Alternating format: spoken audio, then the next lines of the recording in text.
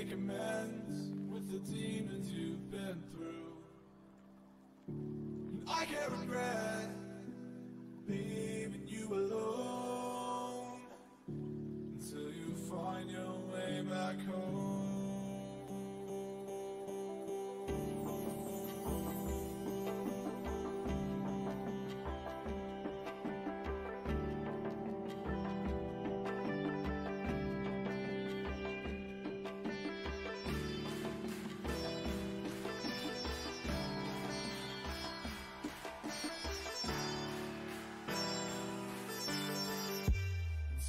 Find your way back home.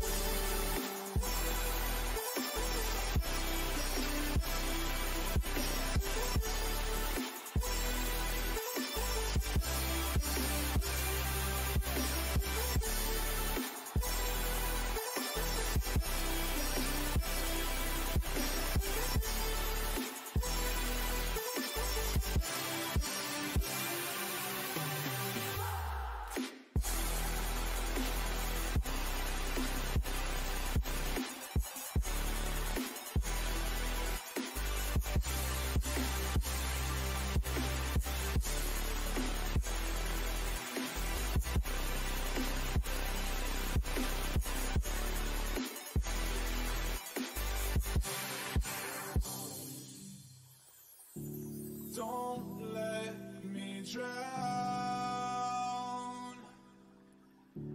Don't let me drown. Don't let me drown.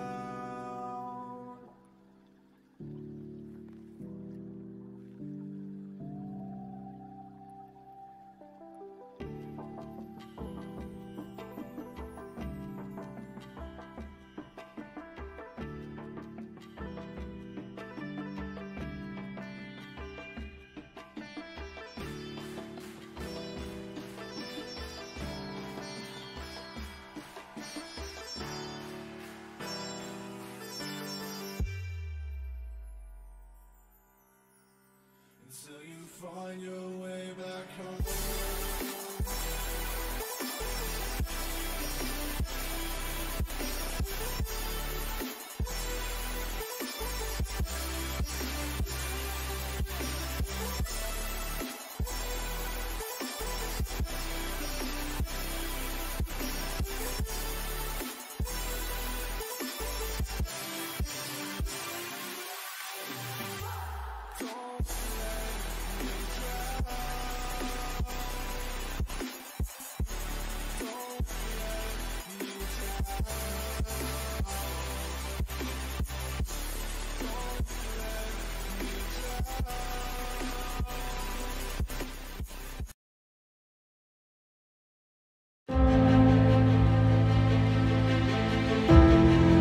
Welcome to the ESL Southeast European Championship.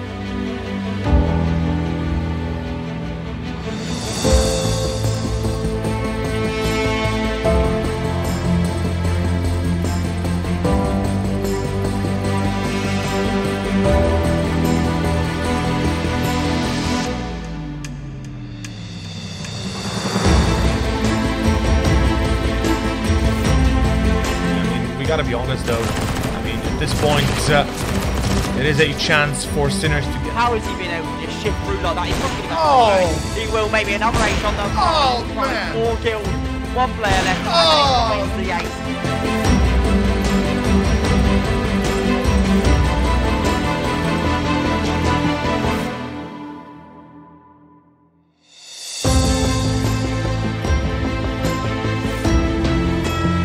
Here comes the Bane with the double kill, and here comes the follow-up, and Jack is waiting to follow up there, and we see the triple kill come out and taking down Poppy, and they are continuing to push this one. You are going to want to get out of there, you don't want to dodge that one, but there comes the Quadra. Are we going to see the Penta?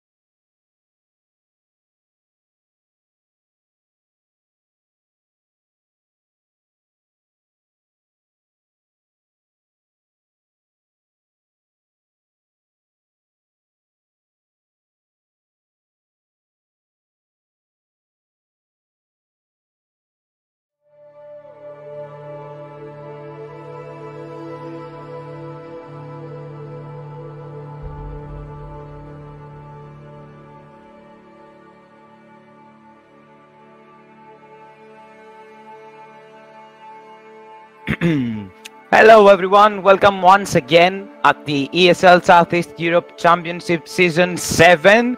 I'm Kostas Raimosaropoulos, and in a little while we will have Georgia into our company, but we are ready to go into the first game. Random 5 from Bulgaria versus the Red Star squad from Serbia.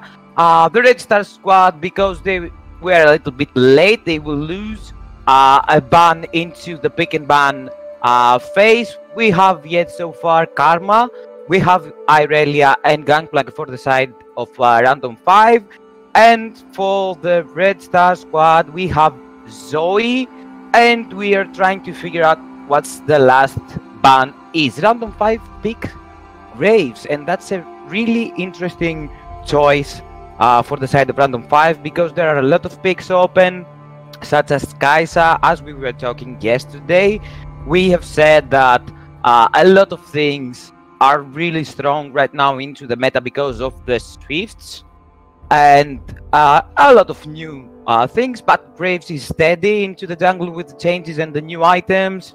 It's really good. It has an early power spike, and of course, if you give him the chance, he can dominate the jungler in the early game. Now, on the other side, the Red Star squad has picked the Israel Brom lane. They do not want to show anything else into the first two picks, and it's really obvious. I think that maybe Random 5 will go for the Kaisa there against the Ezreal lane, but Kaisa will need a lot of protection against the Brom.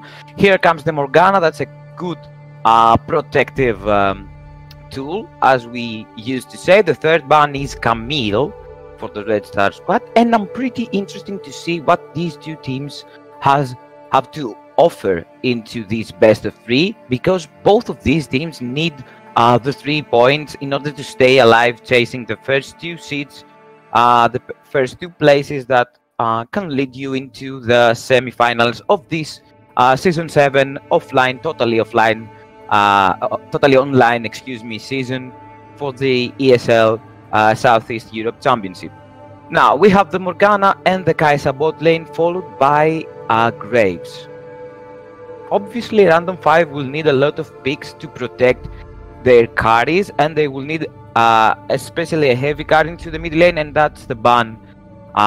That's a logic ban for the side of Red Star. You know, you do not want a Vladimir into the mid lane with a black shield on him. That will make your job really difficult.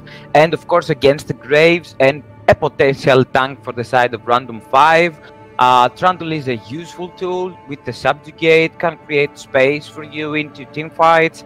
And of course, you have Brom to protect your APC or your ADC. And we're waiting for the last 2 bans. Ornn for the side of Random 5, and Cassiopeia for the side of Red Star squad. Let's see the last answer that the Bulgarian team has to do.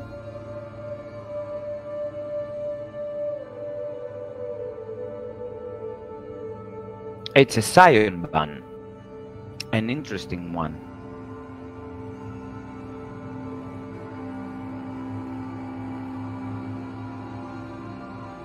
Followed by a Rise. Now let's see what Random 5 are going to pick, because they need their APC. I don't think that Morgana is a valuable APC into this meta, especially against the Rise. More team fight for Random 5 with the Gnar pick. That's also an interesting choice against an enemy that you are not aware of him, because this Gnar is probably a blind pick for the Bulgarian team, and they are choosing their last one now as we speak. It's an Anivia, a good matchup into the mid lane, and an insta-lock Yasuo for the side of Red Star. Really interesting choice. Both of these teams have a lot of team fight potential. They will sign into team fights, especially after the mid game, but we will talk a little bit more about the compositions after the short break.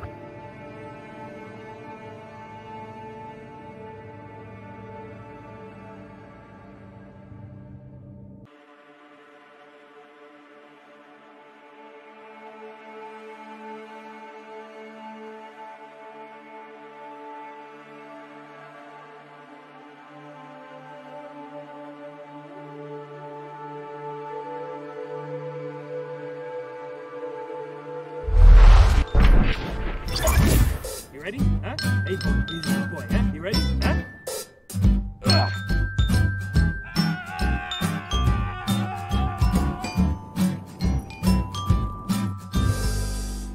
Start your esports career now at play.eslgaming.com.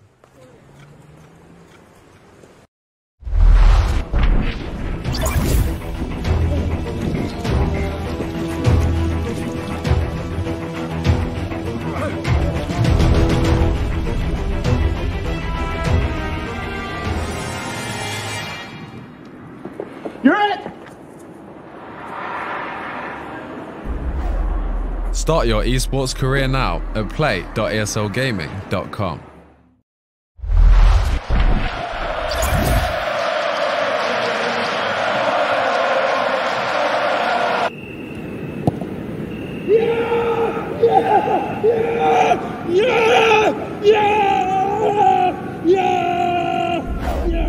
Start your esports career now at play.eslgaming.com.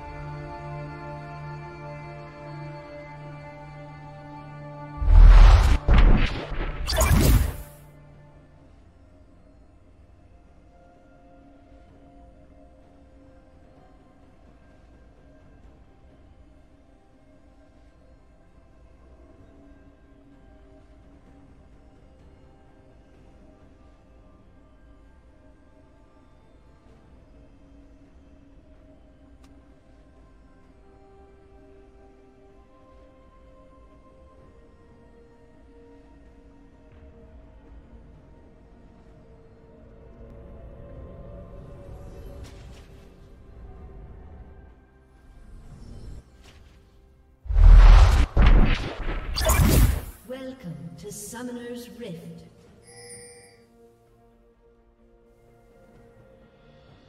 And welcome back, ladies and gentlemen, to the first game of this best of 3 between Random 5 and Red Star Squad. We have a few technical difficulties, but we will solve them eventually.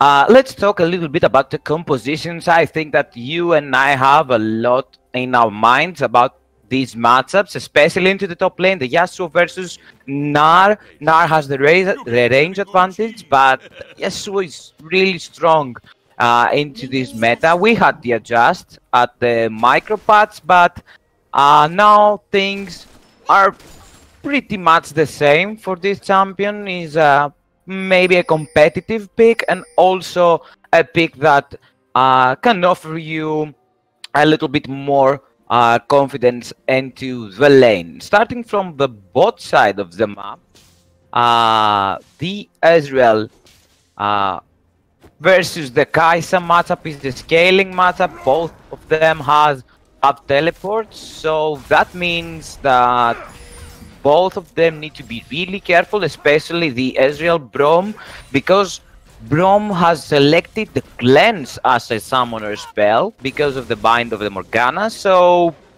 we will have maybe a quiet matchup between these two bot duos, as we say, and maybe they will look for scale. On the other side, the Trundle versus Graves matchup is maybe an explosive matchup if Trundle gives the chance to Graves to invade early into his jungle, find him early, maybe with a red buff applied, and solo kill him early. That would give a really big advantage to the Red 5's jungler.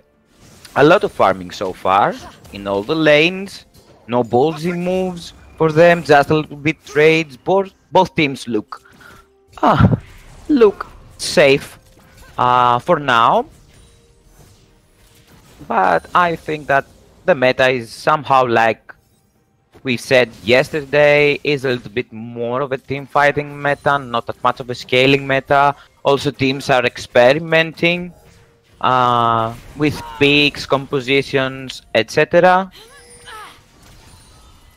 So maybe we see a lot of things. Now Trundle is heading towards top lane with Graves, maybe chasing a little bit Graves. The red 5, the R5 jungler is a little bit cautious. I don't want to face the Trundle this early into the games, and the CS advantages are the same so far for both of these teams. A teleport for the Rise in the mid lane, a quiet matchup, a quiet first game.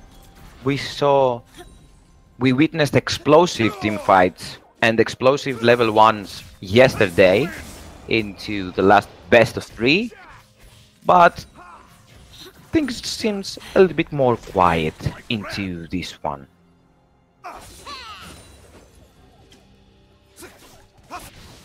And I am joining the conversation too, ladies and gentlemen. I am back with just very slight difficulty, technical difficulty, but I am back. And yeah, I mean, we're not going to have a second best of 3. This is all we have, so we can only expect it to go to a full 3 games full of action. But so far, so good. We really haven't had much. Both the teams are farming, but as I say that, and as I just come back, you do see the Yasuo wanting a little bit more action right there in the top lane.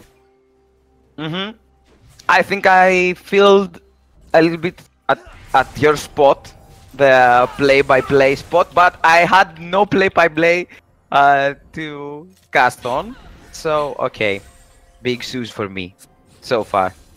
What do you think about the compositions? Where do you believe they have the advantage? Well, I do see 2 types of compositions right here. Again, I do see the mid-game oriented composition from the side of Red Star. And from the side of Random 5, I do see the early game, the late game power spike right there. You need the Anivia to farm up, to get that tier stacked up. Rod of Ages in there, or whatever you choose to go with, but I'm pretty sure a tier item is mandatory when you do play the Anivia. Of course, the Kai'Sa late game is a huge menace for any team to play against. You do have the Graves that, with a Guardian Angel late game, he's so hard to deal with. And of course, I guess the Trundle, he does have the early game advantage as well. And as for the Nar Yasuo, we have seen Darius was the first streamer to ever say, like, look, if you do play the Nar, the Yasuo is the #1 counter to the Gnar. We did see it in the MSI being pulled out as well, so we'll see how this is going. So far, it's going pretty even for the top side of both of the teams. On the other hand, though, I do see a little bit of a confusion as in team comp wise. I do see the Ezreal that really scales into the mid game and is super effective into the mid game. You do have the second tier stacking up at about 20 minutes in. If you've done well with your farm, you do have your Trinity or your Iceborne Gauntlet, whichever one the ADC chooses to go for.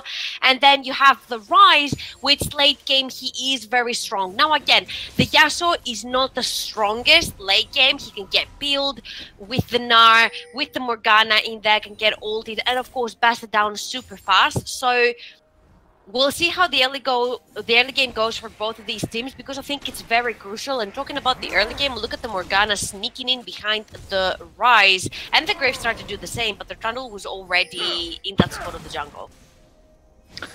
I absolutely agree with you, and maybe I have the Ignite going down, and first blood for the Anivia. Beautifully played right there from the mid laner of Random 5, running the Ignite on the Anivia. So I will complete my sentence and we will walk forward a little bit more into this game. After the adjust on Yasuo, the adjusts on Yasuo in the micro patch, Yasuo is still a strong pick, but you have to fully control and fully get the advantage of his kit into the game in order to get the maximum advantages out of the pick. This is the first one, and the second one is, what do you think about the tier on Ezreal? Tier on Ezreal purchased on the 6th minute of the game. Maybe will take a bit more time than usual to just make this tier work as you want to. And of course, the Anivia just bought the tier right now at this We beat. do have to late scaling tiers. Of course, the Anivia shouldn't worry too much about the tier because the Ezreal is a champion that needs to stack the tier up as soon as possible so he can purchase the second one straight away and go for that Archangel stuff. The Anivia only stacks one tier anyway, so no matter what he does, he can build the Rod of Ages first and start stacking that one and then worry about the tier on the way. But the Ezreal needs to stack the tier up as fast as possible. It was a late-ish buy for the tier on the Ezreal, but I'm pretty sure he will be able to stack it up quickly. The fact is how the fights will go and how the CS will go, so it can allow him to buy that tier 20 minutes into the game. Rise has fallen a little bit behind right now in terms of CSing and of course with the kill, but as a Rise you are waiting, as you said before, for the scaling with the Rod of Ages and then the tier to be stacked up. Now, in the bot lane is an interesting matchup, and I think that these Graves should be more active into the early game, try to do a bit more things into the enemy jungle. I would have expected a few invades, especially because he has the mid-game advantage. The Rise is pushed underneath his tower the whole time. He got solo killed underneath his tower, literally dived solo 1v1 by the Anivia, which means he has a lot of strength into his mid lane, the Graves, at this point. And as you see him, they are trying to dive him yet again. Let's see if the Trundle will be close enough to be able to do something right there. The Trundle is going to flash forward, Hourglass right there, I'm sorry, Stopwatch to take the tower off of the Anivia. The egg has spawned, but Trundle can't get anywhere near right there. Very clever from the Anivia to pop the Stopwatch there to swap the aggro on the tower. But the Trundle was able to burn this egg, and next time they try to do such a thing, they won't have this small Guardian Angel onto the Anivia. But on the other hand, until they do this again, I think her flash will be up and Graves' flash as well. So we'll see how they want to play around this. So far, so good. They're really choking that Rise where it matters. It needs to be done early game. He needs to not stack the TS super fast. And as you can see, he's gone for a super defensive build, stacking up the Catalyst, stacking up the tier, and now he has a Negatron Cloak as well. That Rise is a scared Rise, while on the other hand, a 2-0 Anivia, more than 20 CS ahead, has got her Rod of Ages ready to suck it up. Maybe Rise will go for the Abyssal Mask, falling so much behind, and that's a crucial blow into the team fighting ability of the Red Star, because they kinda depend on the Ride's output damage, and now we have a dive. Here comes another dive for Random 5, this time onto the Yasuo. Easier than the one on the Anivia, smashed on the wall, and counter or no counter, the Gnar is gonna pull ahead from this trade right here. Maybe Yasuo should have respected the dive ability of a Gnar and maybe flash a little bit earlier, but you cannot just burn your summoner like this. I mean, in respect, so beautifully played by Gnar there, and of course there were Graves just to finish the kill if it went messy, maybe. Manages to secure the kill though. Exactly, they get away with both the flashes. Of course, the Yasuo, clever enough, knows he's dead in this situation. He didn't walk away from his tower quick enough, doesn't use the flash. Better for him right now, he does have this summoner up, loses his life of course, but sometimes you just gotta live with your mistakes. Maybe the SS wasn't completely called, maybe they didn't know exactly where Graves was, but then again, when the Graves is pulling that far ahead and when you have lane priorities on pretty much every single lane, maybe except bot lane, because Braum Ezreal lane is pretty strong, I would say that you really need to be scared of especially where this Graves is at any point in time. And when your jungler is what we say countered in brackets by the other jungler, you definitely need to know exactly where the Graves is at any point of the game. Tracking down Graves is the most important thing playing against him, so you know when he will invade or maybe try to counter invade, try to maybe capture him, as I've seen yesterday. Graves getting caught into the first invade and then The whole game snowballed by the team that countered the invade in the early game, so you need to keep tracking of him, give the information to the whole of your team, and a lot of other stuff. So far the game is 3-0, the goal difference is not that big. It's about 3k, 13 minutes into the game. And considering, like we said, that Random 5 do have the late game scale, especially with the Kai'Sa and the Anivia into the mid lane, I would be scared right now if I was Red Star. They are gonna chase the Morgana right there. The Black Shield has been popped to not be able to get stunned by that Brom stack, and he is forcing her flash away. That was an ultimate and a cleanse from the Brom for the flash right there of the Morgana. What's your opinion about the cleanse Brom though? Without a spell book, so he can change that. I mean, towards the late game, you do play with cleanse at any point if you play with such a tank support. But at the moment, Graves has reached the bot lane. Flash is gonna be forced. Another flash from the Anivia, and wall going down, and with it goes the Brom. 4-0. 2 of these 4 kills are on the Anivia, and things are getting really dangerous. We thought that the flash missed right there by the Anivia, but it was very perfectly done, I guess, to be able to wall out the Brom from his teammate. And again, just to talk about the cleanse a little bit, we do see usually spellbook. Isn't it selfish? Is it selfish maybe? You could say that, but the fact is that any Tamkens that plays in the bot lane, any Brom that plays in the bot lane, if they choose to play Spellbook and start with the Ignite, talking about Ignite, it's gonna go down onto the rise and he has to flash away from that Anivia. That Anivia can literally 2v1 right now. See, maybe more. Huge. Could be more, but I'll just keep it to a 2v1 right now until we know if she can handle more. we'll keep it simple for now. And just to touch back to that cleanse, any sort of supports, such as Tamkens or Brom that play in the bot lane, like very beefy supports, maybe a Taric as well, but we don't see Taric anymore that often. They do usually run the Exhaust or the Ignite earlier in the game, and then they will swap to Cleanse late game and keep it there. They do usually keep it at Cleanse, or during the game, before really late game breaks, they will have a teleport here and there to assist their team everywhere. But if you want to play with the more defensive rune build, you have to invest on that cleanse, and especially with the Morgana right there, it's going to be so much easier, and of course the Anivia stun, for you to get out with the cleanse and be able to ultimate and create situations for your team, while otherwise you wouldn't, because there could be maybe a teleport there or an ignite. Morgana has been caught into the upper side river. Rise ultimate gonna go down, but they're not gonna find anything, and Red Star yet again empty-handed in this try for a kill. Exactly.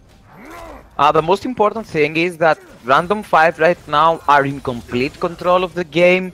They are more than 4k gold ahead. They have secured all the objectives.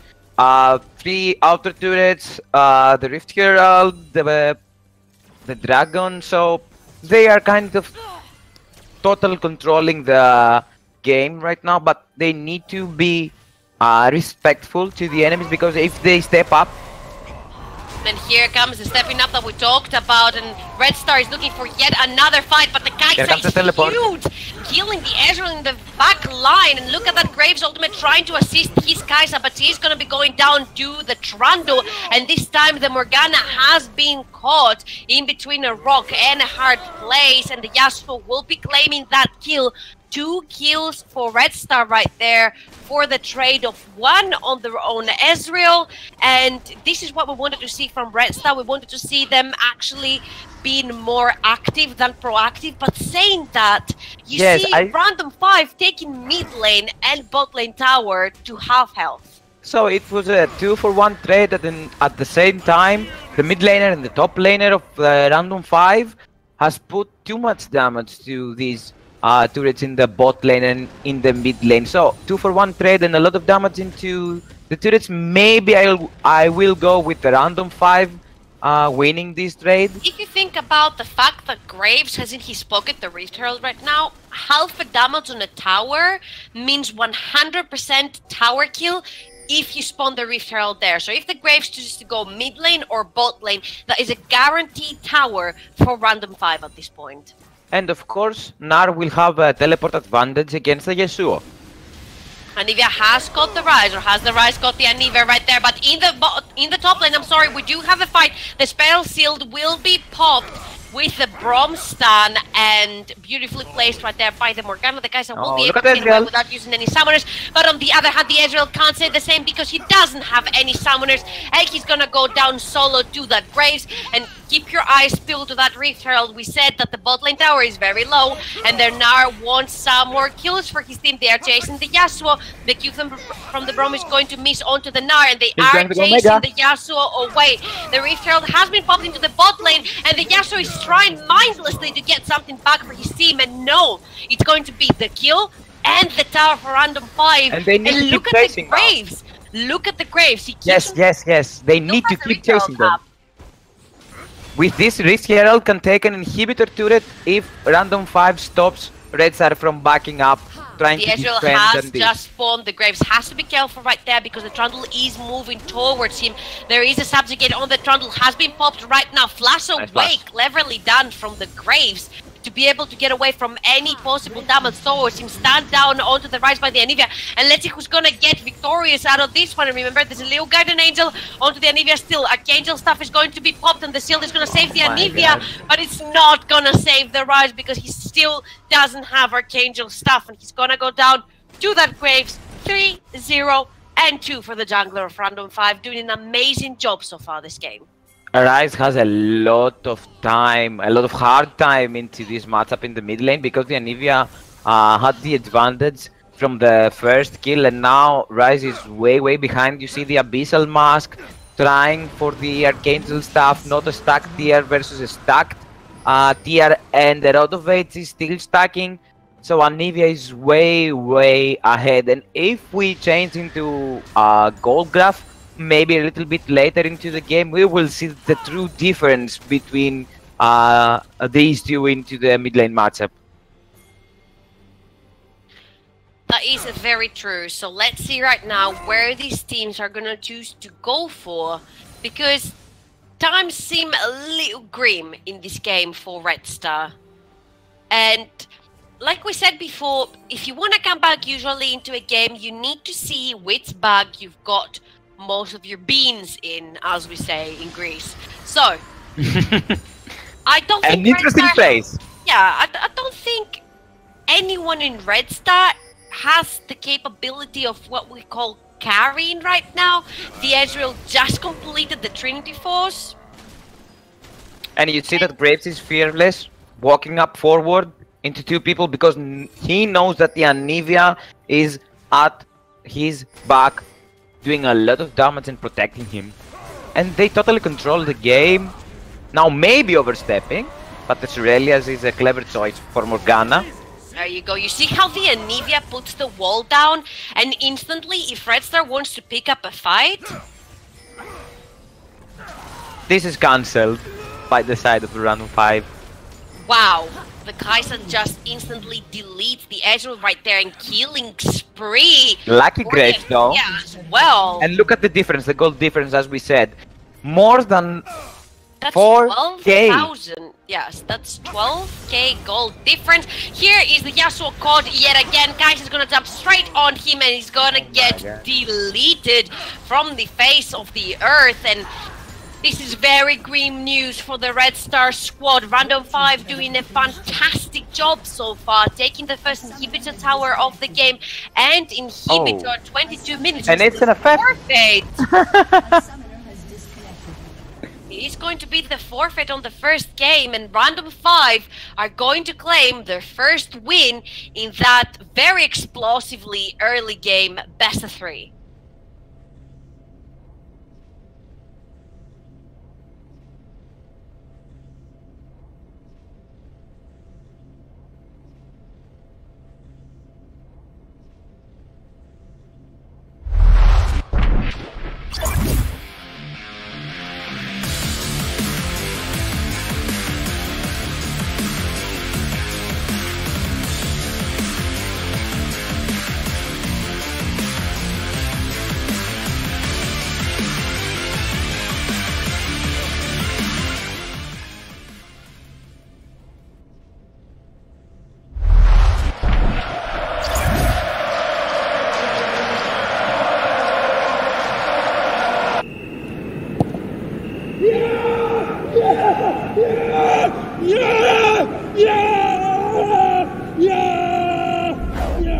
Start your esports career now at play.eslgaming.com.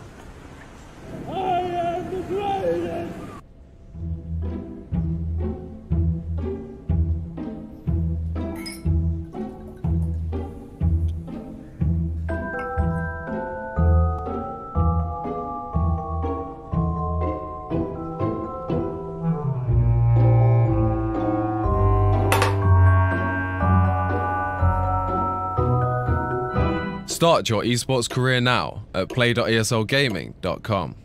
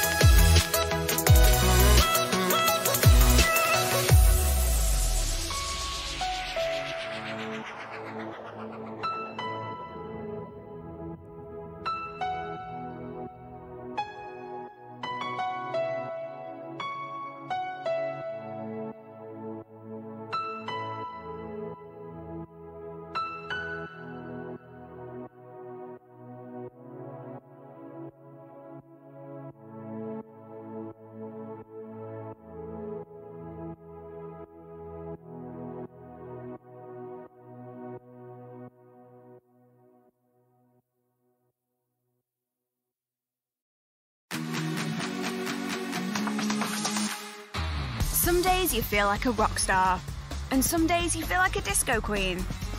With Spotify Premium, you can play the perfect song for however you're feeling, without ads interrupting your flow. And with offline listening, you can take your music with you wherever you go. Get 3 months of Premium now for just 99 cents.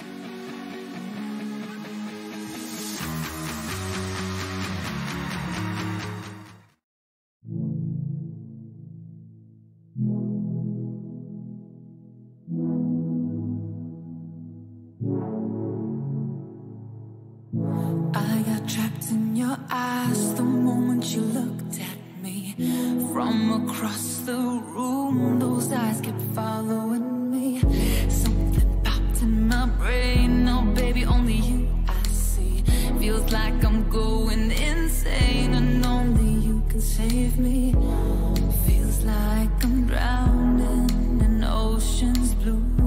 Baby, come on, baby, baby, come on, let's go. I'm losing control of the lights in this place. Keep jumping around, all I see is your face. But you're moving closer, no time to escape. Your hand on my shoulder shoots me into space. And I can't deny how badly I need you now. I need you now. I need you now. I need you now. I need you now. I need you now. I need you now. I need you now. I need.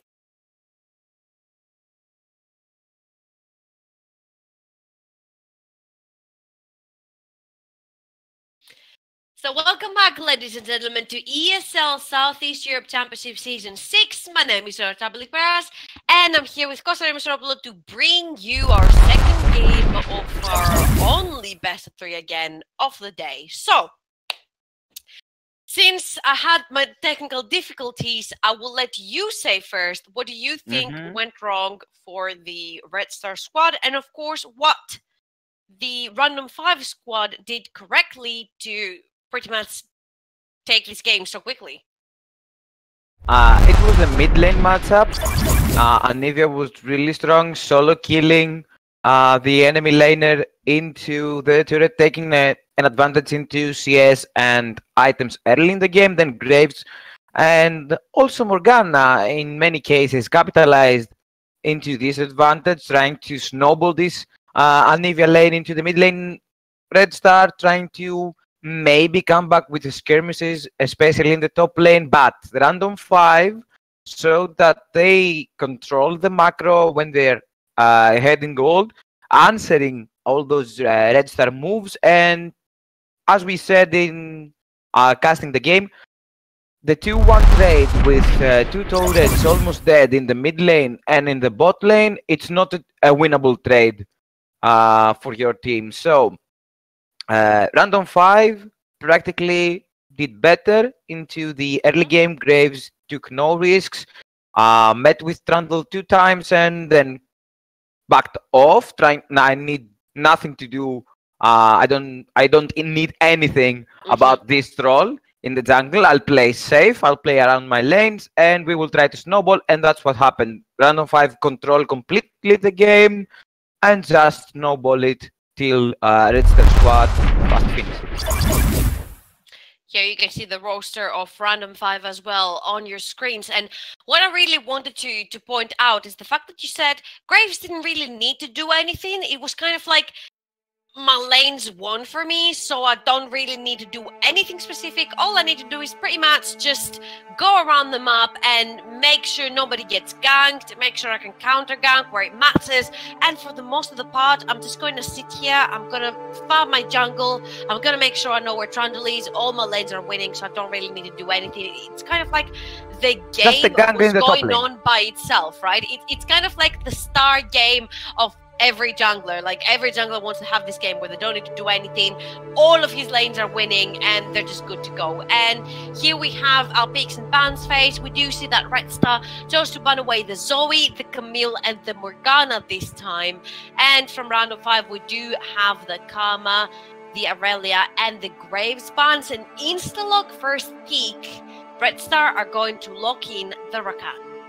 it's not that much of worth for your team. If you first picking Rakan with the Kai'Sa open, with a lot of things open, that kind of dominating the meta right now. But I'm a fan of Rakan, especially into the mid game when he can CC the whole enemy team, and with the new mastery, it's a little bit even more fun to play him. Talking about the Kai'Sa, we just got info that this is not a Kindred that has been locked in. It is indeed a Kai'Sa. You know, like sometimes you do misclick K1, K the other Kai'Sa, Kindred. It's okay, but the logic behind it is the same. Okay, you did a mistake, but they first pick Rakan, we will answer with a Kai'Sa, and that's the thinking behind the taking Kai'Sa from random 5. And look at the two picks. The two other picks for the side of Red Star. I'm not gonna comment on Lee Sin so far. Maybe in the end, when I see the whole team composition, but tell me about the Kog'Maw that you love a little bit more. And the Skarner. It's going to be a Skarner in the end. So we do have two misleading picks right here. The Nasus is going to be the Skarner, and the Kindred is going to be the Kai'Sa. I don't agree with showing your Kog'Maw that early, but as you saw last time when we had the Kai'Sa pick, we did have a Varus and a Kog'Maw ban, which leaves out Ezreal, that's not that strong, versus a Kai'Sa, but also the Caitlyn. But then again, the Kog'Maw, the Rakan Caitlyn comp is not one of the strongest, so I believe locking in the Kog'Maw here enables them to not get all of their possible matchups against Kai'Sa banned out in the second phase. And so that resulted in pretty much full top lane ganks. We have the Fiora and the Gangplank from the side of random 5. And of course we have the Vladimir and the Braum from the other side. Braum, who is very strong, versus of course the Kog'Maw can literally jump in your face, and the Kai'Sa doesn't really need an invitation to jump in your face. It's really scary. It's really scary to have Kog'Maw Is this against... a Fiddlesticks? I doubt that. At this point, I really doubt I'm just waiting for a confirmation in every pick. Just like Cog is Cog. Okay, it's Cog. Let's go. Fiddle is Fiddle.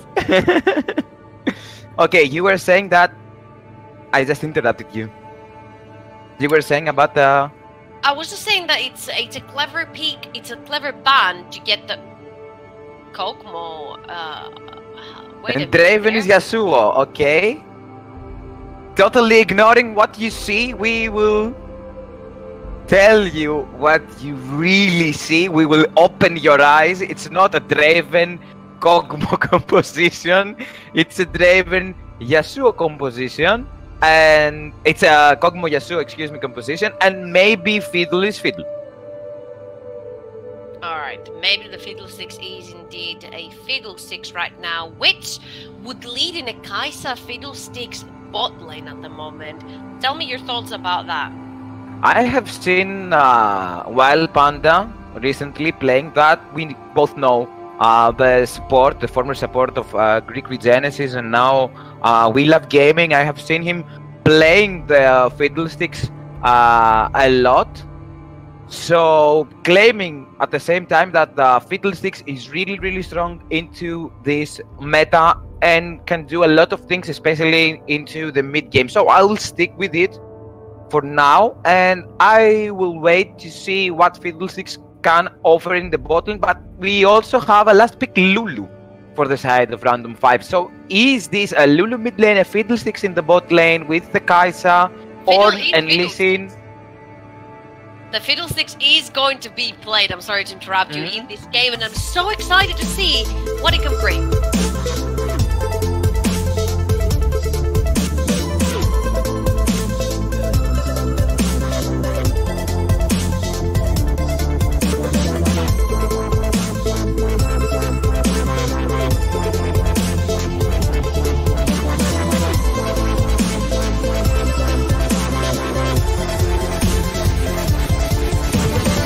Get your team apparel now at shop.summoners.com. play.eslgaming.com.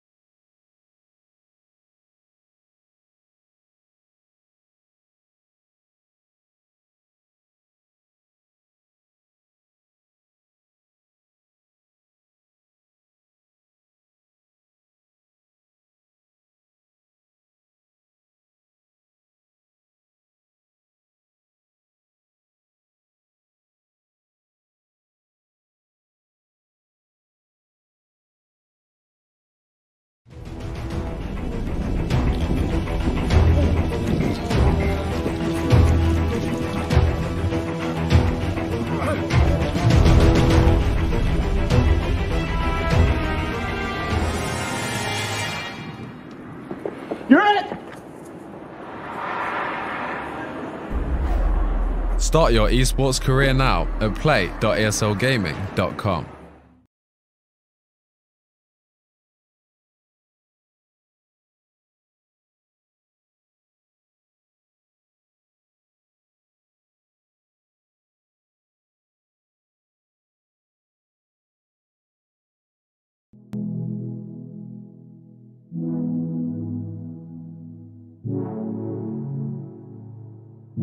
I got trapped in your eyes the moment you looked at me. From across the room, those eyes kept following me. Something popped in my brain, oh baby, only you I see. Feels like I'm going insane and only you can save me. Feels like I'm drowning in ocean's blue. Baby, come on, baby, baby, come on, let's go.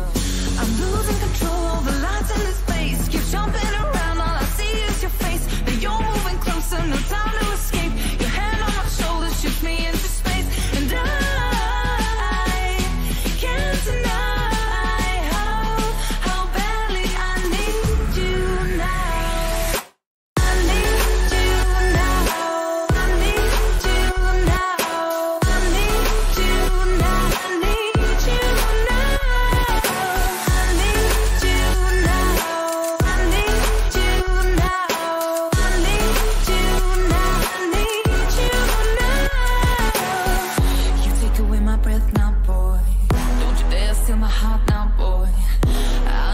Something that I'll enjoy. Move a little bit closer now, to some place where there ain't no crowds. I wanna get to know you right here and now.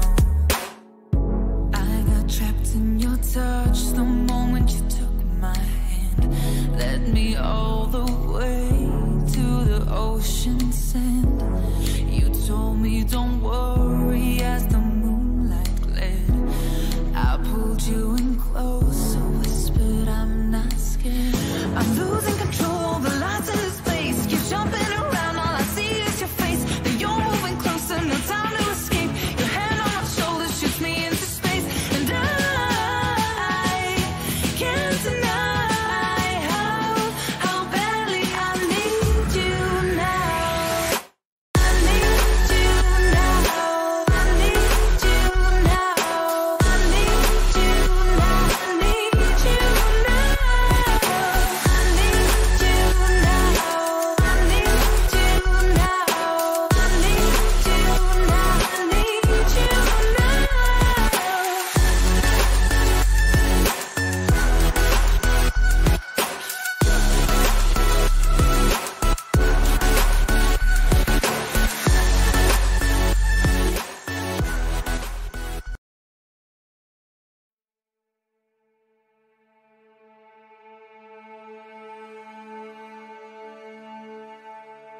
And we have just come back from a little break. This is ESL Season 7 of the Southeast Europe Championship. I'm Georgia Tablik Barras and I'm here with Costa Masharopoulos, and I know what you're thinking.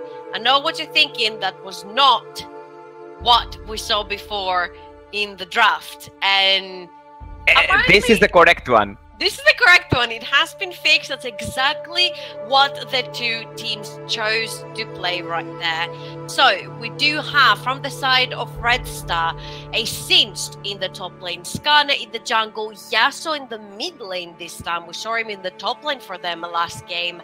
Rakan and Kog'Maw finishing the composition into the bot lane. And from the side of the random 5 squad, we do have the Ornn in the top lane, Lee Sin in the jungle, Fiddlesticks or Lulu in the mid lane. It's most likely a Lulu in the mid lane. Yes, and I think so. Kaisa with again Fiddlesticks slash Lulu into the bot lane. I mean, never say never really, but I would say a Fiddlesticks playing in the mid lane against the Yasuo. Makes it kind of hard for the Fiddlesticks to survive, especially after the Skarner has hit 6. So we will see where this Fiddlesticks ends up being. So I want your thoughts a little bit about the two compositions and who you think is going to pull ahead early in the game. I'm not sure about it. I was about to say that the Red Star composition has a lot of solo queue flavor. On the other side, the Random 5 has also a lot of solo queue flavor with the Fiddlesticks. But I'm seeing 2 tanks on the one side, because eventually Singed will become a tank, and Skarner is a tank. So I'm seeing 2 tanks for the side of the Red Star, and 1 tank for the side of Random 5. And of course, I'm seeing a Lee Sin versus a Skarner. That means that Lee Sin really falls down going into the late game. It's practically 1 kick. So as a Lee Sin, you need to have an impact in the early game, and Fiddlesticks, if it's in the bot lane, and also Lulu, but especially Fiddlesticks with the silence and the melee range sphere that can provide, has a lot of peel, especially against the Lee Sin that can visit the bot lane. On the other side, you have Rakan and you have Kog'Maw. We did lose Ryuma right there for a second. It's probably going to be a connection issue, but we're going to continue, of course, talking about the pro draft right now. So we do have sort of an early scaling composition from the side of Random 5, and of course you do have your main damage dealer right there, which is going to be the Kaisa, and you do have her surrounded by a Lulu, a Fiddlesticks, a lot of peel. You do have the Ornn right there. I mean, you don't really need a much more than an Ornn to be able to provide peel for your team. And on the other side, since there's no Trundle to be able to subjugate that Ornn, he is going to be very relevant in any team fight. What I am scared of is, we did see, if I'm right, in Season 4, the Fiddlesticks support coming out in professional play as well, and he was very strong, maxing out that fear and pulling out a lot of QSSs from the enemy team. And we could very well have this happening again, but that makes the Skarner's engagement much more scary for the Skarner this time, because the flash ultimate from the Skarner could come in, but on top could come the fear, which stops the Skarner right dead on his tracks. So yes, he could ulti somebody, he could suppress somebody with the Skarner ultimate, but the fear will stop him right in place. So it makes it that much easier to pin down the Skarner. And since you have a Kaisa that is buffed up from the loop and protected by the Fiddlesticks and the Lee Sin kick, if you fear the Skarner in place, a Lee Sin kick becomes much easier. And that means that whoever you kick back towards your team, you kick your teammate as well, since they are suppressed by the Skarner. So there's a lot of beautiful combos that we could see happening with this composition. And here you see, of course, again, the Random 5 roster and everybody who is playing. And we will very shortly be jumping into the Summoner's Rift as well. Here you do see Red Star's composition, roster, excuse me, yet again. So, what do you think? Because you got cut off before, some sort of internet issues, I presume. So, what do you think? Which team do you think is going to be pulling out ahead in the early game? Or let's switch up the question a little bit. Which team should pull ahead to be able to get to the win? Can you hear me now? Yeah, we can hear you clearly. Okay. Because the internet in Greece, it's a meme to itself. We are a little bit behind the sun, as we used to say. Now, the team that should come up ahead in the early game, it's the Lee Sin team. It's the Random 5 team, because you need that Lee Sin to work a little bit, especially into the early game. But I'm not sure that they can do a lot of things, especially against the Rakan. Has a lot of engage and a lot of disengage, especially at level 6. But I'm expecting a lot of poke if Fiddlesticks is in the bot lane, so maybe they will try to choke them down at the first 3-4 levels, and then the jungler arrives and maybe try to secure a kill or burn summoners and a lot of other stuff. But we have seen a lot of teams, and that's a quote by you, we have seen a lot of teams have the perfect composition into the pick and ban phase and yet fail to execute with it going into the game. So what do you think about this? Who do you think has the best composition against the enemy now? In paper, In paper, of course. I think I do have to give it to Red Star. They have the Kog'Maw late game, a Rakan with an amazing engage. They do have the Yasuo. I mean, one knock-up. I mean, while people are taunted by the Rakan, that's exactly where he lands the stun. That is a comp on its own. The Skarner has to pretty much do nothing. You get the scenes, he runs into the composition, whoever he flings back, that's again a comp on his own. The Rakan can get in, the Yasuo can chain.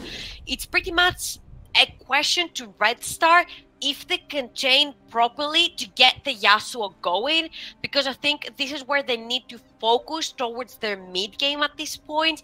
And then on the other hand, I think that they need to get the Kai'Sa rolling super early. I don't agree again with the teleport onto the Kai'Sa. I would love to see her with a heal right there. The Fiddlesticks has the ignite that makes him a super squishy target late game to be able to be pinned down by the Red Star squad. And I mean, you're Fiddlesticks, you don't have an exhaust, you don't have a barrier, you don't have a heal on you, all you have is an ignite. Unless you're super far ahead, I don't see how he's going to survive the late game fight, or if he's just going to be sitting on the backline providing just a fear and a silence for his team. And I would love to see the Kai'Sa with a heal on her to try and get the 2v2 going. Basically try to 2v2 Red Star's bot lane and close this out on a 2-0 victory for them, this best of 3.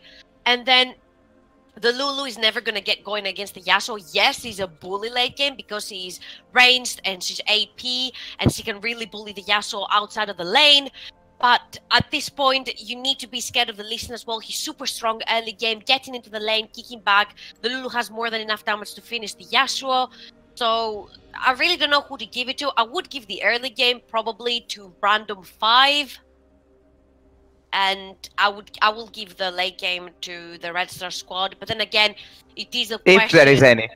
Yeah, at this point, there is a question of who's going to get ahead in the early game. Because, like I said, we've said it before over and over again. Something is 100% doable in the papers and perfect and amazingly composed in a team, and then it just falls apart due to execution and, of course, player performance. So we need to see what Random 5 has in mind. A very weird composition. We haven't seen it before. We don't see the Lee Sins very often in the draft. We don't see the Lulu mids very often in the draft. If we do see them at all, it's probably like a Lulu bot and like a Karma mid or something like this. And of course, the Fiddlesticks is the first one off the tournament that we do see. So we just need to be a little bit patient. We do have some sort of connection problems from our players as well. So you're going to have to hang on with us a little bit tighter here. Just a little bit of pause. Just a little bit, and for everyone to get connected. Made our way into the Summoner's Rift and let the action begin, because I want to see how this bot lane of Random 5 is going to go. I'm just very interested in how the Fiddlesticks is going to work into the bot with lane. a comet, the Fiddlesticks with a comet. It is going to be a bully lane, but don't forget that Rakan does have a heal. He's not so much of a strong laner, Rakan, but he's a very strong laner in the team fights. And here we're gonna have the first 1v1 of the game. The first trade. The first trade, which goes the side of Yasuo, of course. I'm not sure about the Lulu E. Me neither. I was about to... First. Yes, I was about to comment that. I was expecting a Q from Lulu in order to push the lane early into level 1, but it's okay.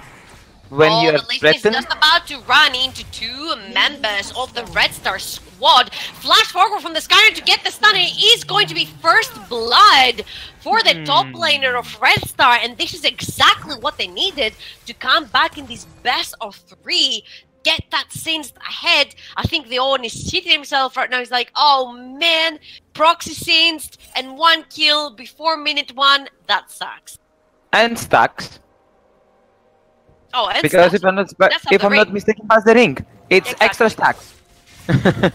it's too much it's a win-win of giving it situation for him. It's the worst scenario for the Ornn in the top lane. And of course, the Lee Sin doesn't get any help in his start. Look at the poke. Look at the poke. Puts him further behind, and look at the poke from the Kai'Sa onto the Kog'Maw. We did talk about this yet again, that the Kog'Maw really suffers from the Kai'Sa in lane, and we talked about that in depth yesterday, so I'm not gonna focus too much on that. Right now, what I want to see is the Lee Sin completely ignoring the rest of his jungle and going top lane and killing that Singed, which it's not gonna happen. He's going straight into Scuttle Crab. Yes. Too much gold to ignore. Scuttle Crab in the bot side for the Lee Sin, and in exchange for the Scuttle Crab for the top lane for the Skana. But it is warded, so they do see exactly where the Lee Sin is. Ignite gonna go down onto the Yasuo, and he might have to flash away. Remember, there's still an exhaust, and the flash is going to be forced out of Red Star's mid laner. Ignite down for the Lulu, and that's exactly what I want to see. But, you know, it really worries me, the fact that ADCs right now are feeling very protected to take the teleport. I wouldn't say that's the case, because in this tournament, how many games have we seen ending in minute 20 or around minute 20? Because so many fights happen. Especially in the early game, and with no heal, these fights, especially the skirmishes in the bot lane, go in favor of the supports with the Ignite. And maybe the ADCs with the heal in the most cases. And ADCs with the heal can provide a little bit of sustain into team fighting. In many cases, you see that, oh man, the ADC has just gone away with 5 HP. Here we go, they want to dive the Yasuo, the wind wall has gone down, which means the Q kick can very well land. The E is going to land, the exhaust is going to... But he is dead. That's a kill for the very aggressive Lulu, and that's exactly what Random 5 needs. Super early aggression. We did say that if the Lee Sin gets into the mid lane, they do have the damage advantage with the Lulu, because the Lulu does hurt quite a bit. And of course, the Lee Sin, the red buffed Lee Sin, is super strong early in the game. Now, what I want is a little bit of assistance onto that Ornn into the top lane. Get that Singed back, stop him from proxying, stop him from getting the super easy farm for him, and get him further behind, especially after the 1 kill that he got. Now Singed is in the Lee Sin's jungle. Oh, that silence, man. It just jumped down twice. Look at this. Singed is chasing Lee Sin. That's a level 5 Singed. The Lee Sin can't go anywhere near at this point. Chasing him and bullying him out of his own jungle. Let's see if they can kill him. The fling is gonna go down, and that will take half the HP off of the Lee Sin. And I mean, unless they have the gold to be able to defend and get the Singed. Here comes the Skarner as well. They have got the Singed. The Q is going to connect, but he's going to run away. Flash forward from the Ornn. He's gonna be able to get this kill. One more hit will do it, but he just can't reach the Singed. He's gonna walk away with just using the flash, and now the Skarner could be able to dive the Ornn. I don't think that is a very wise choice with the Lee Sin around. He can still provide a shield and some damage with the Q, but look, even the Skarner is helping proxy that wave.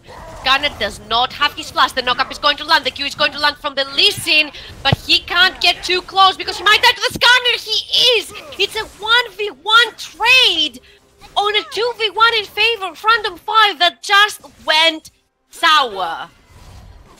You know, Sins managed to survive because Ornn auto-attacked the Skarner instead of Singed. If we had a replay, you should see that the whole skirmish with 4 players there was in my opinion, the definition of a good quality Fiesta. Here comes the Ornn. Hornet is going to knock up the Sins. He could be taking some revenge right here for what he is. Even though he flings him back to the tower, look at him, he has to run away and of course be very scared of that Skarner. They have absolutely no sight of where the Skarner could be right now, so he is going to TP back to his base straight away and most likely teleport back into his lane because he does have teleport advantage compared to the Sins. There he is. He's gonna teleport straight back into his lane. Of course. And now the CS difference in all lanes is a bit low, especially in the bot lane. Kai'Sa is a little bit ahead. Now in the top lane, the Sins is a little bit ahead. Any lane against the Kog'Maw is gonna pull ahead. I think that is the nature of how Kog'Maw lanes go. You know you're gonna fall ahead. You're gonna wait until your tower is down or until your team helps you take the enemy tower, and you're just gonna pretty much accept your fate up to that point. You're gonna say, okay, I'm gonna go behind, but at least I'm gonna be that late game carry. And here comes the Lulu roam into the bot lane. Is he gonna flash underneath the tower and ult herself? He's not, because the Skarner is really close, and again, they have no sight of him. Of course, it's the most important thing now to see where the enemy jungler is in order to roam and in order to surprise a lane. And the fact that Fiddlesticks was not close enough to land the silence with the Crow, it was the most important thing for the Red Stars bot lane in order to escape into this, because if the silence have landed, then Lulu maybe could flash ultimate herself into 2 people, and then Kai'Sa trying to finish off with a followed up fear by Fiddlesticks and an ignite. Exactly. It's the range of Fiddlesticks that saved them there. Yeah, with that 2 in the top lane, look how the Ornn has actually pulled ahead right now. And here we have the 1v1, but the Lee Sin is right there. The Q is going to be not landing onto the Yasuo from the Lee Sin, and a flash away from the Yasuo to save his life. Nice tornado there. Of course, so many pink woods into the bot lane bushes to hide the Fiddlesticks from any potential ultimate that he wants to execute right there. And the bot lane of Red Star needs to be very careful because the Fiddlesticks really hurts early game. And the most important thing is the ground control that has been caught in between a rock and a hard place. The Ornn Horn is going to be going down. The knock-up lands. Is the Q going to land? No! Sidestep right there from the Sins. Then I'm pretty sure that means GG for the Sins. He's able to walk away. Crucial spells missing right there means that the Sins is free to just walk away from this fight. Sins is also really fast, avoiding the Q. The speed that Sins is moving was his getaway ticket from this 2v1 situation in the top lane. Look how the Lulu is not really scared of the Yasuo, but she needs to be scared of the Yasuo and Skarner and the Sins coming towards her way. She does have the flash available. She is going to see the Sins right now, but she's not going to be able to get anywhere. Flink back, and Yasuo is going to claim his first kill of the day, getting revenge on the Lulu, and most likely pulling ahead in CS as well because there's no teleport on the Lulu. There is an ignite. I mean, I do admire a player that wants to go super aggressive into the mid lane, and I do appreciate it every time that I do see an ignite mid laner without a spellbook. So I'm gonna give props to the Lulu, but then again, if you don't see the Sins on the map, 9 out of 10, he's gonna be in your jungle and he's gonna be flanking you. And the fact that the Skarner and the Yasuo were still chasing her should have been a sign for the Lulu that they're not just chasing her thinking that they might catch her up at some point. They were chasing her because she was just running into the Sins. What could she have done into this situation? Even if she flashed away, maybe end up dead. Top lane towards my Ornn through the river. Trying to Maybe, pass but the them right Skarner there. is faster in the river. They have got the Lee Sin though between the Skarner and the Rakan, and the Kai'Sa have just jumped in with her ultimate. Crucial Q from the Lee Sin is going to miss right there, and they have got the Kai'Sa all alone. The Fiddlesticks is trying to help, but I don't know if he's gonna be getting caught himself. Kog'Maw claims his first kill of the game. Sins claims a second one for Red Star, and this time flash forward, and here comes the fear, but the knockup going to land from the Rakan. Skarner claims his second kill of the game. And now the Red Star are in total control. Huge fight for the Lulu, and the exhaust goes down. Polymorph for the Lulu. Beautiful flash forward to be able to get away from the tornado, and a solo kill from a Lulu onto a Yasuo. That must feel good, man. Yes, indeed, mechanically outplaying a Yasuo is a nice feeling. Skarner, though, is going to be claiming a huge prize. That Mountain Drake is going to be very, very useful, especially because you do have that Kog'Maw that literally swallows towers whole. And again, you see now that difference in the top lane, how the Ornn from behind has pulled ahead. He does have the Abyssal Mask. He's not scared of the Sins anymore. He's literally just walking through his poison right there, not even caring. He puts more damage out than he takes. Here comes the Ornn Horn, and the Q from the Lee Sin is going to be landing. It's going to be going down, and that's the first kill for the Lee Sin, having just 3 deaths and 0 kills. That looked a little bit bad for his KDA, but it's getting there. He's fixing it slowly but surely. First kill claimed for the jungler of Random 5, who had an amazing game on the Graves before having to do absolutely nothing. And Oh my god. That was really nice. Oh, they have got the Fiddlesticks again. There is no flash on Scarecrow. They want the Kai'Sa though as well. Rakan is going to forward and taunt the Kai'Sa, but she is underneath her tower. They need to be careful because there is a flash available. But it's going to be called a day, and that's exactly what we were talking about. The Fiddlesticks can get caught out. One of the most immobile champions of the game. The fear lands onto the Skarner of the Rakan. The other one is going to catch you, and the Lee Sin knows that the Skarner is in the bot lane. Flink is going to mean Yasuo ulti can be popped, but it was too late. Can the Lee Sin get away? Though smite onto the blue buff to be able to get some HP back. Beautiful pop right there from that little root to try and get away, but the Yasuo is going to claim the kill with the flash. Flash for flash, and check out the Lulu though, check out the Lulu. She wants to get the Yasuo yet again. Yasuo's gonna try to run away. The Ornn doesn't have ultimate to try and stop him. Or do they? They have got the Yasuo yet again. You thought you were safe into your jungle. That wasn't the case. No He's going to be going down. No flash. Just used to kill the Lee Sin, and 3-0 for that Ornn. While on the other side, Red Star is doing work, taking the first tower of the game. 2,000 gold in between these two teams. Pretty much anything is possible at this point. A lot of mistakes into this game.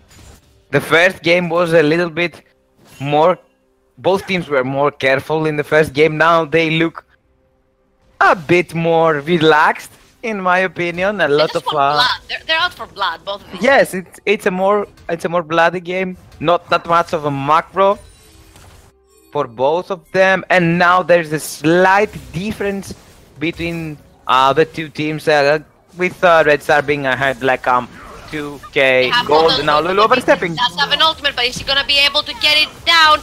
She isn't. She almost kills Rakan. No, that trades the 1-for-1, so the trade does go in favor of Random 5, because there was 3 people committed in the mid lane to kill the Lulu, and they managed to trade a 1-for-1. You see, the solo queue flavor I like in my games. I mean, come on, we all love some solo queue flavor in our games. I mean, we're casters after all, that's what we live for. Okay, the total perfection of a one-sided stomp snowball game, it's not that beautiful, such as a game with 30 kills into 15 minutes. We still have more than a kill per minute though. We have yes. 16 kills in 15 minutes, so that's still good for us. And both teams are also, without choking, focusing into objectives. The dragon, the turrets that the Red Star has taken in the bot lane, try to do something in the mid lane. The answers, the Lulu in the mid lane.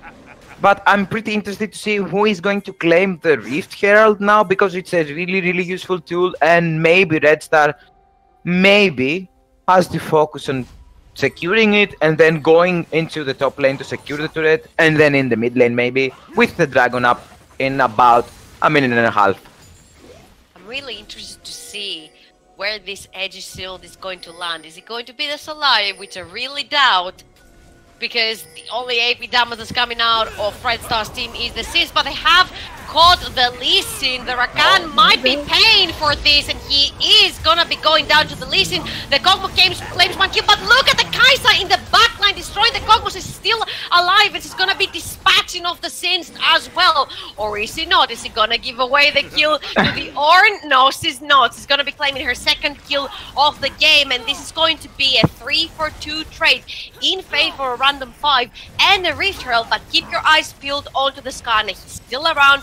He still has the smite. Is he going to be interested in trying to steal this, or is he not? Oh my god, it's so much in smite range, but the Kai'Sa is gonna take it the last minute, and Skarner might be losing his life for this. Ornn does have the flash. Is he gonna be using it? No, because the teleport is coming down from I 6. think... Did he take it? He took it. Yes, Skarner secured it with 1 HP smite. Wow. With and 1 Rakan HP. just picked it up, but they have got the Yasuo. The Ignite is gonna go down and rampage from the top laner of Random 5. Ornn is on a roll. And that was a very clutch 1 HP smite for the Skarner. And maybe they can go now for the Drake, but I have to give props for the last extended skirmish there around the Rift Herald to Fiddlesticks for doing a lot of damage, and of course for peeling a lot along with the Ornn with the silence, spreading into everyone, and of course the fear.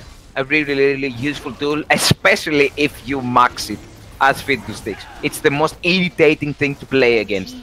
Red Star have completely given up onto the Infernal Dragon. They do have their eyes onto the top lane. And Random 5 is going to say, thank you very much. We will grab the strongest dragon in the game. And we'll see you in the next fight. And of course, this is a dead even game. 11 to 11 kills, 1-1 turrets. The only difference between these two teams is the CS. Not even it's the 1k CS. goal difference between these two.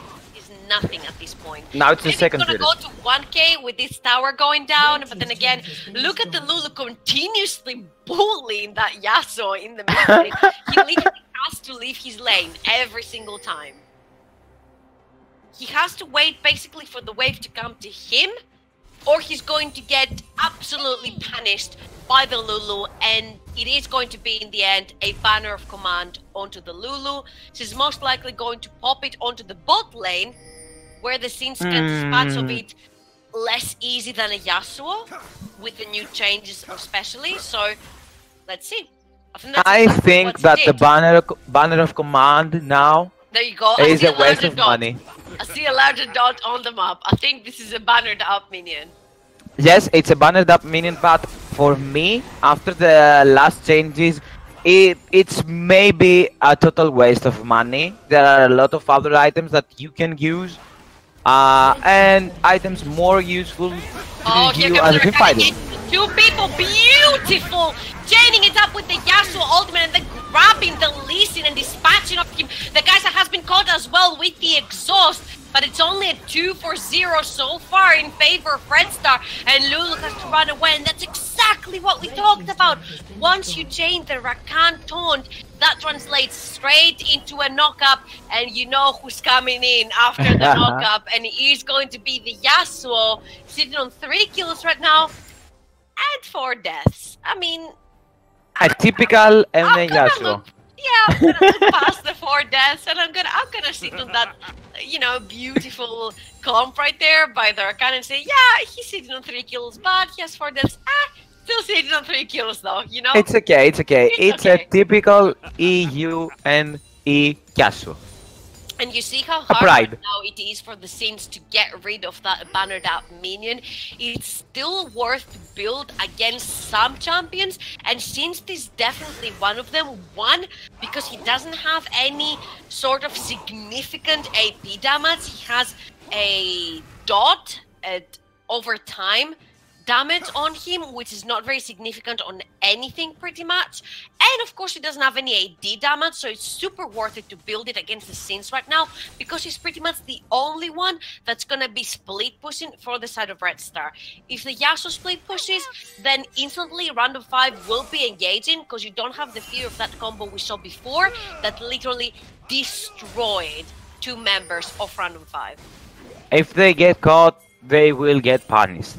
And that's the situation that Random 5 needs to avoid. They need to make picks and especially avoid the straight up engage from Rakan.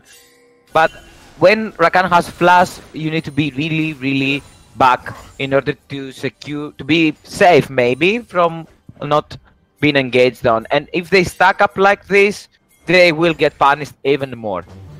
Now Baron is live. Ultimate, but the horn is going to be going down. Flash away. And that forces the flash from the Kog'Maw.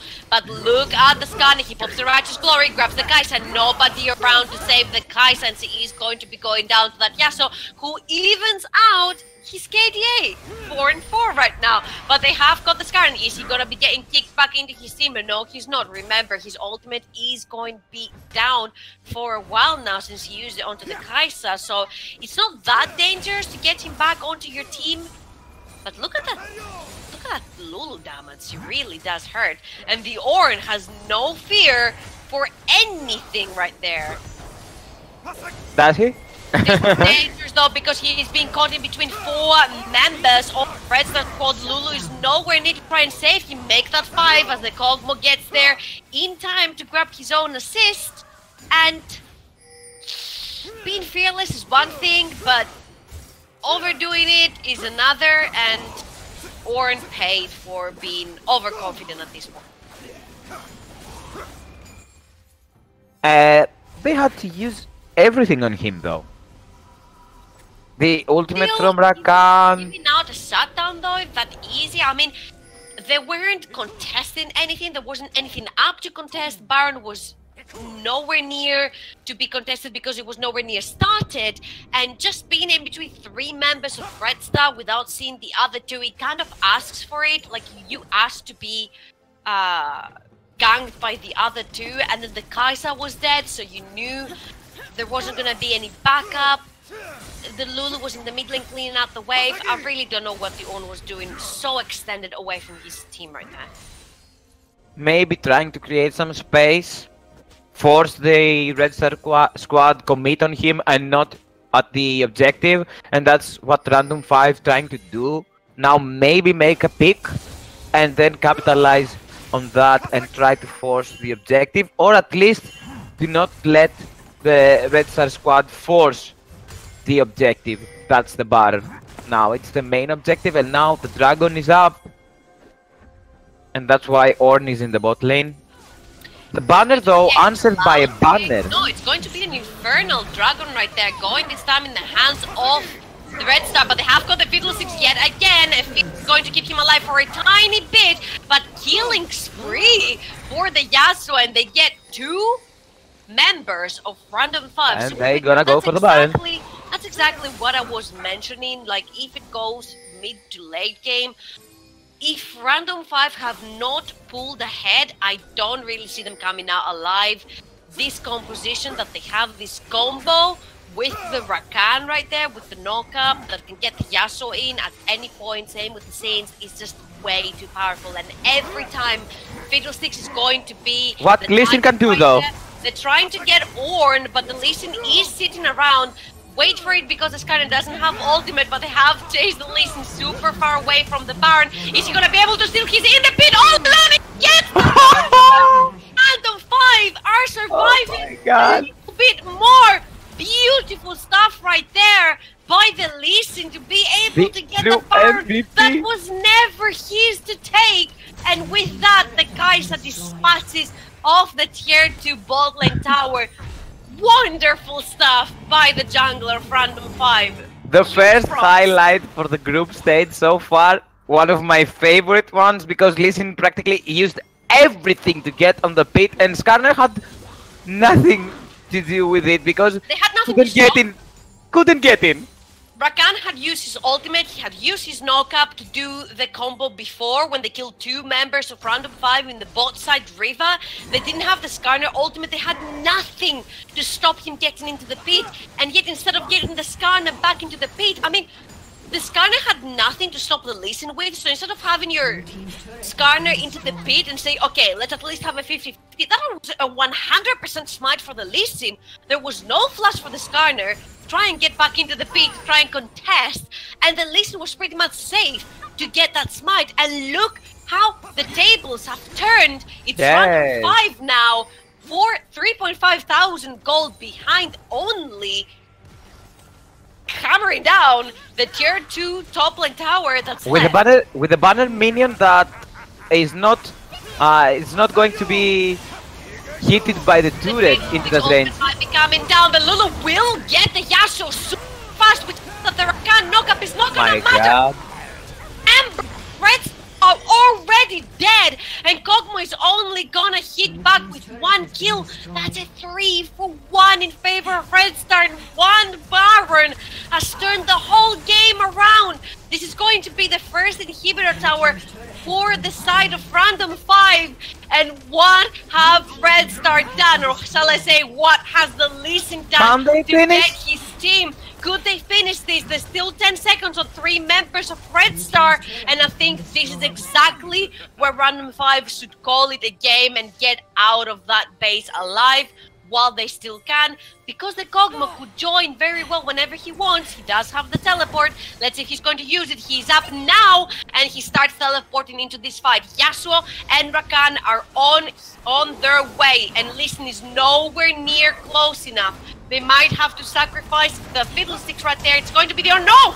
They want to turn this around, but now they're going to pay for this because the Yasuo is right there to chain that knock-up, and the Kog'Maw is trying so hard to get that Ornn off of him, and he's going to manage that. That's a 3-4-0, 4-4-0, I'm sorry, for the Red Star squad. And what are we seeing? Come on, what is going on?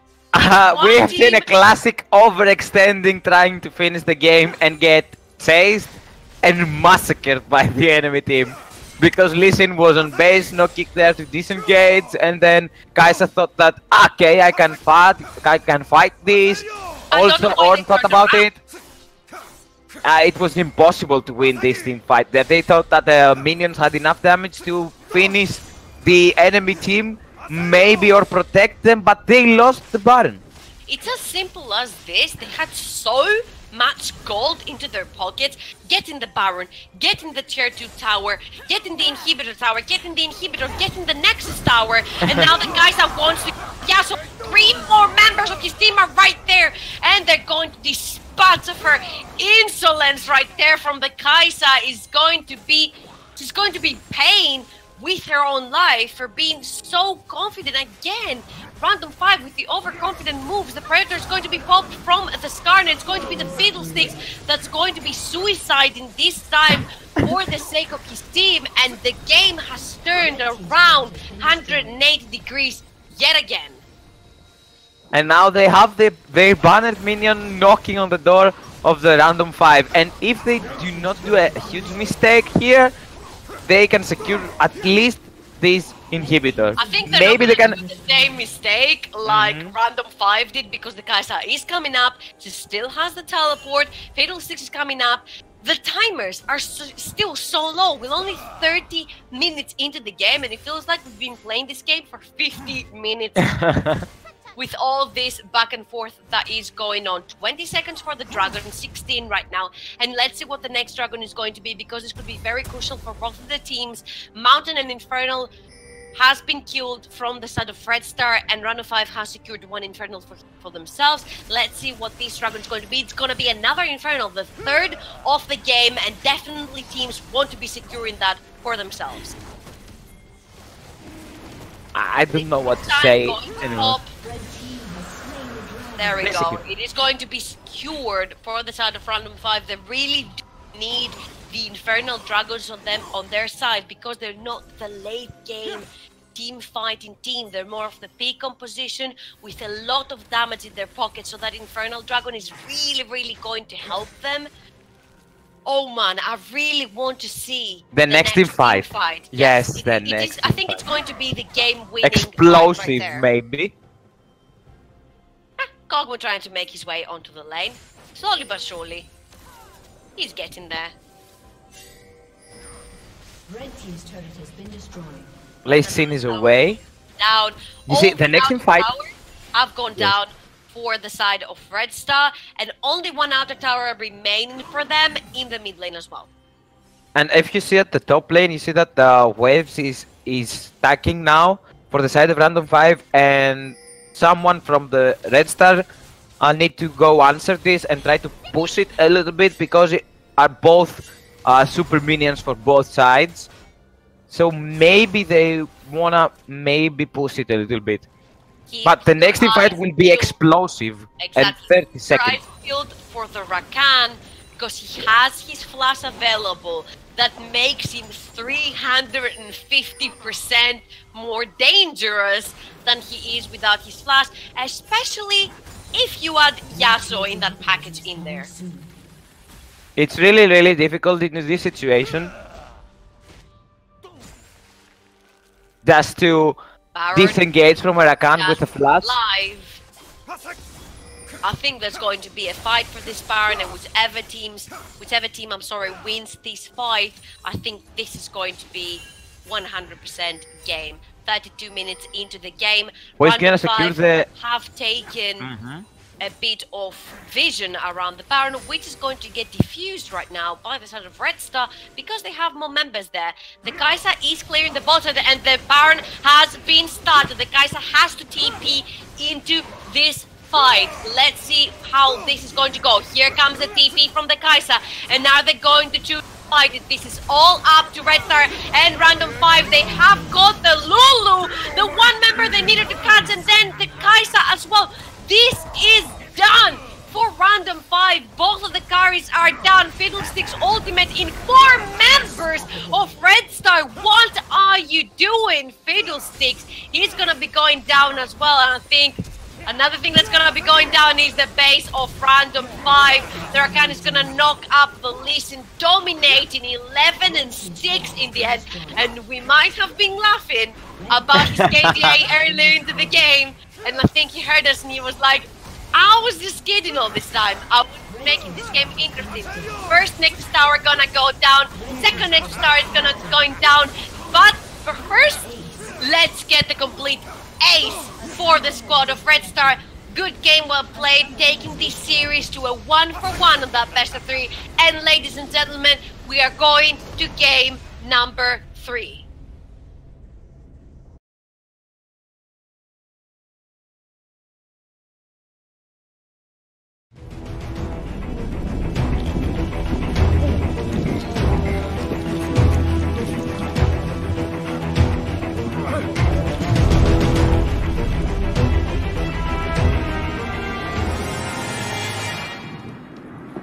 You're in it!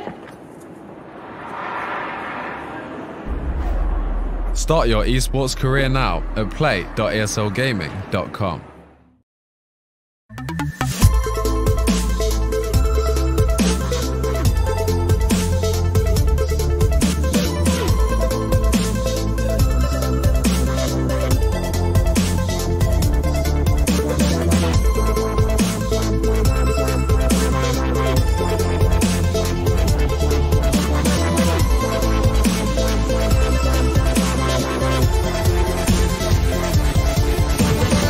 Get your team apparel now at shop.eslgaming.com.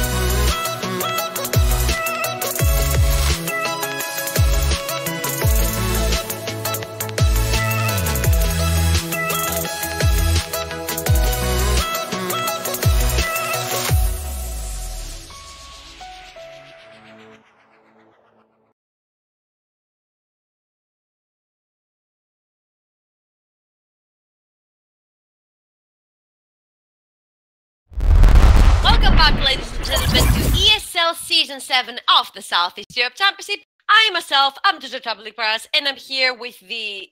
Okay, I'm pointing to the wrong direction. With the lovely to bring you our third game of this very, very explosive best of 3.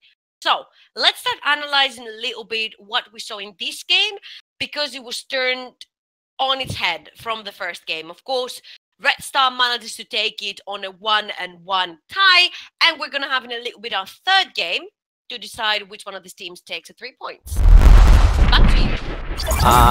Well, this game was a pleasure for me to see it and to see what exactly these two teams had to offer. But in terms of macro management and a lot of other things, controlling the vision, etc., team fighting, positioning, a lot of mistakes for both of these teams. Mistakes that maybe we can call this game a little bit of a too much back and forth. I'm not gonna say the word, of course, but a lot of back and forth. I'm expecting to see a bit more macro into the third game. Both teams should be more cautious, more afraid. If I'm... And a lot of other stuff, more team fighting composition. If they want a team fight, they need team fighting composition. Both these teams, not just pick composition as the random 5 team got into the last game. And of course, they need to really be careful about their positioning in a lot of cases. I will keep just one thing. Okay. The Yasuo performance, the real proud,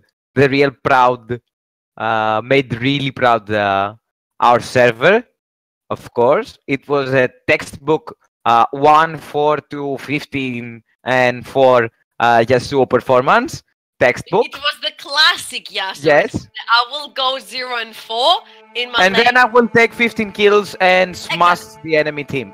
Alright, that's the Yasuo. I'm going to be honest with you here. I don't think the composition of Random 5 had much choice right there, to be honest.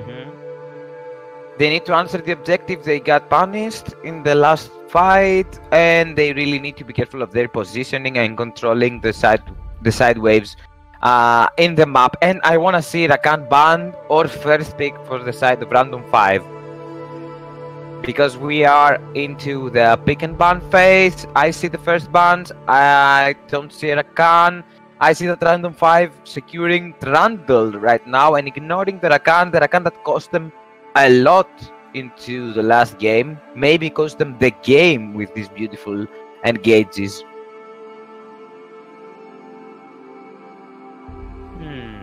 On the other hand, there is a And Kaisa, so that Ezreal could be very dangerous. Kaisa is still open, though. Kaisa is open, but we've said it before, it is very dangerous when you pick an Ezreal into a Kaisa. So you can definitely all in your early game if, of course, you do have the better support into the bot lane. And I just really, really want to see the heal onto the ADC again, or the barrier, or take Ignite. I don't care. Just... Not the teleport. And here comes the Taliyah. Here comes the the Taliyah. keystone And of these microbots. I have an intel that the Taliyah might not be into the mid lane. Alright. Let's see if my intel is correct. Let's see. So it is going to be the Morgana locked in very wisely from the side of Random 5. You can't play very aggressively in the bot lane with a Morgana. Right now, this is exactly where I want to see the Kaisa. I want to see the bot lane of Random 5 there is locked in. I want to see the bot lane of Random 5 going really hard on the bot lane of Red Star and taking advantage from the fact that the Ezreal has to stack the tier. He's gonna go into the tier. The Kaisa is gonna go back. He's going to take the recurve bow. I'm sorry, and I want them to go ham, but here is the deal. Get, heal, ignite, kill the Soraka again and again and again in the bot lane. This is the only thing I'm going to say here. So, let's see what we're going to be seeing in the second rotation of bans. Vladimir already out of the picture for Red Star. Ornn, on the other hand, again, if you haven't picked top laners in the first rotation, I really don't expect Ornn to go through from the second rotation of bans. So very clever right here. Red Star was like, you know what? Your Lulu was very annoying last game, so let's get this out of the picture as well. Since you do have the Kai'Sa, the Lulu really helped the Kai'Sa right there. Since away with it also. Really annoying too. Okay, So it's a clever ban. The two top laners that we saw last game are Both completely taken out of the game. Gangplank, though, locked in for the top laner of Red Star, and we will see the last two picks from Random 5, which is going to be the mid laner and the top laner. And of course, I'm interested into see what the Red Star will choose as a tank. Is it a We have an Trundle Olaf. top lane? It could be a Trundle top lane and an Olaf. Okay, who outdrafts whom into this one? With considering your intel. Anything. Yet I can't say anything actually. Let's see. Let's see. And Olaf in the top lane? And Ari then in the mid lane. Ari. Oh my god, the Ari absolutely smashes the Talia in the mid lane. Let's see if this pick is legit though. Yeah. And I think it is. I think it is. We are waiting for a confirmation. I think it is a legit pick. The Ari, it should be a legit pick. And versus Rise?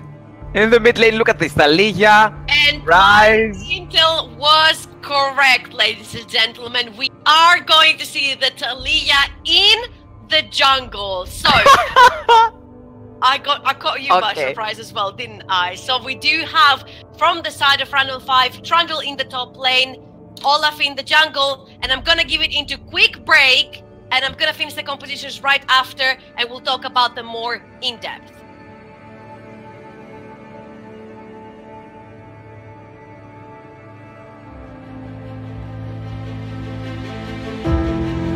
Welcome to the ESL Southeast European Championship.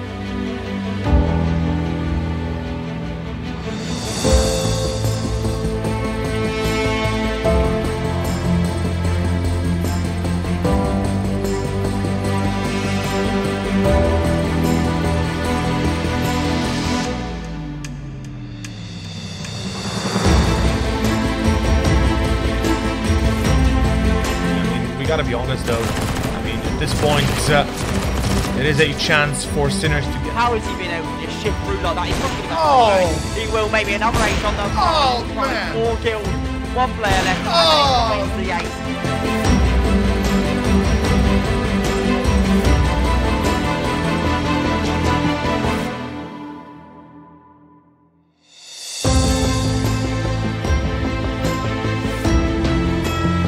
Here comes the Bane with a double kill, and here comes the follow-up, and Jack is waiting to follow up there, and we see the triple kill come out and taking down Poppy, and they are continuing to push this one. You are going to want to get out of there, you don't want to dodge that one, but there comes the Quadra. Oh, we're going to see the Penta.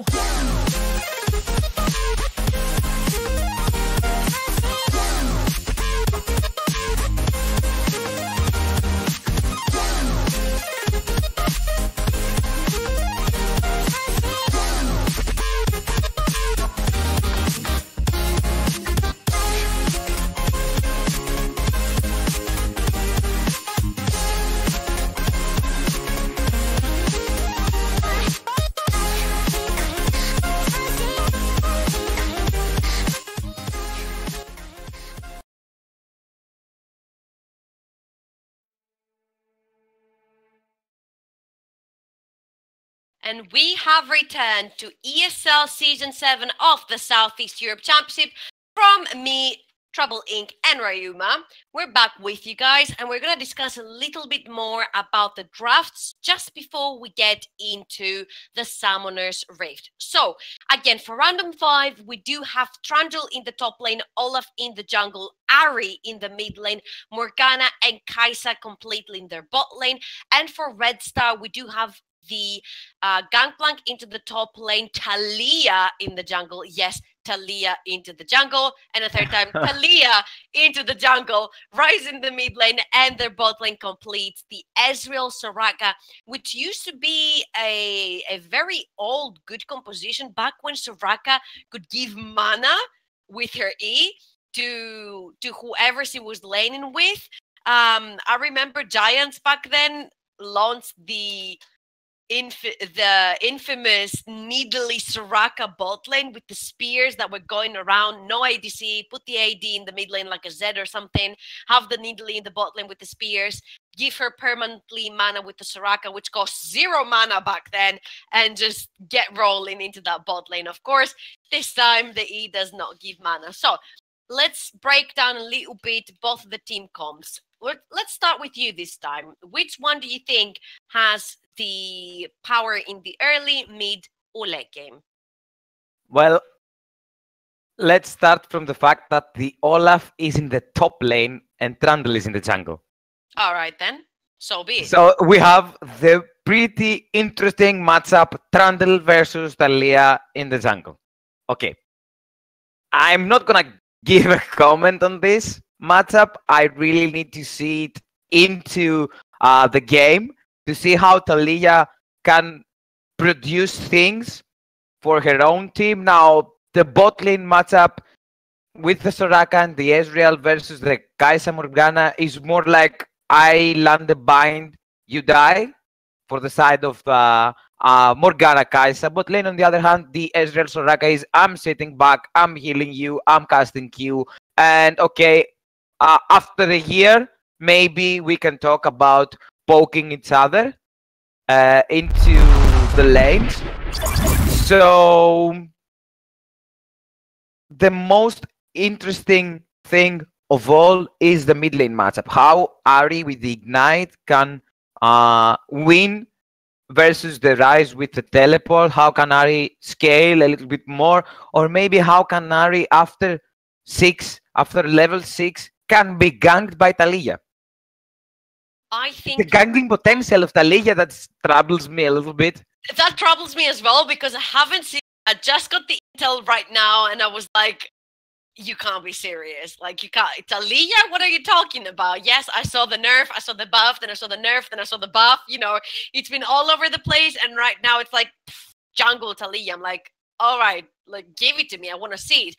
And of course, Ryze is one of the #1 counters to the Ari. You can literally stop her in place when you're ulting and literally burst her right there and then. And of course, when you stop her in the Rune Prison and the Talia comes in and she knocks up, the Ari is literally permanently kind of CC'd in place.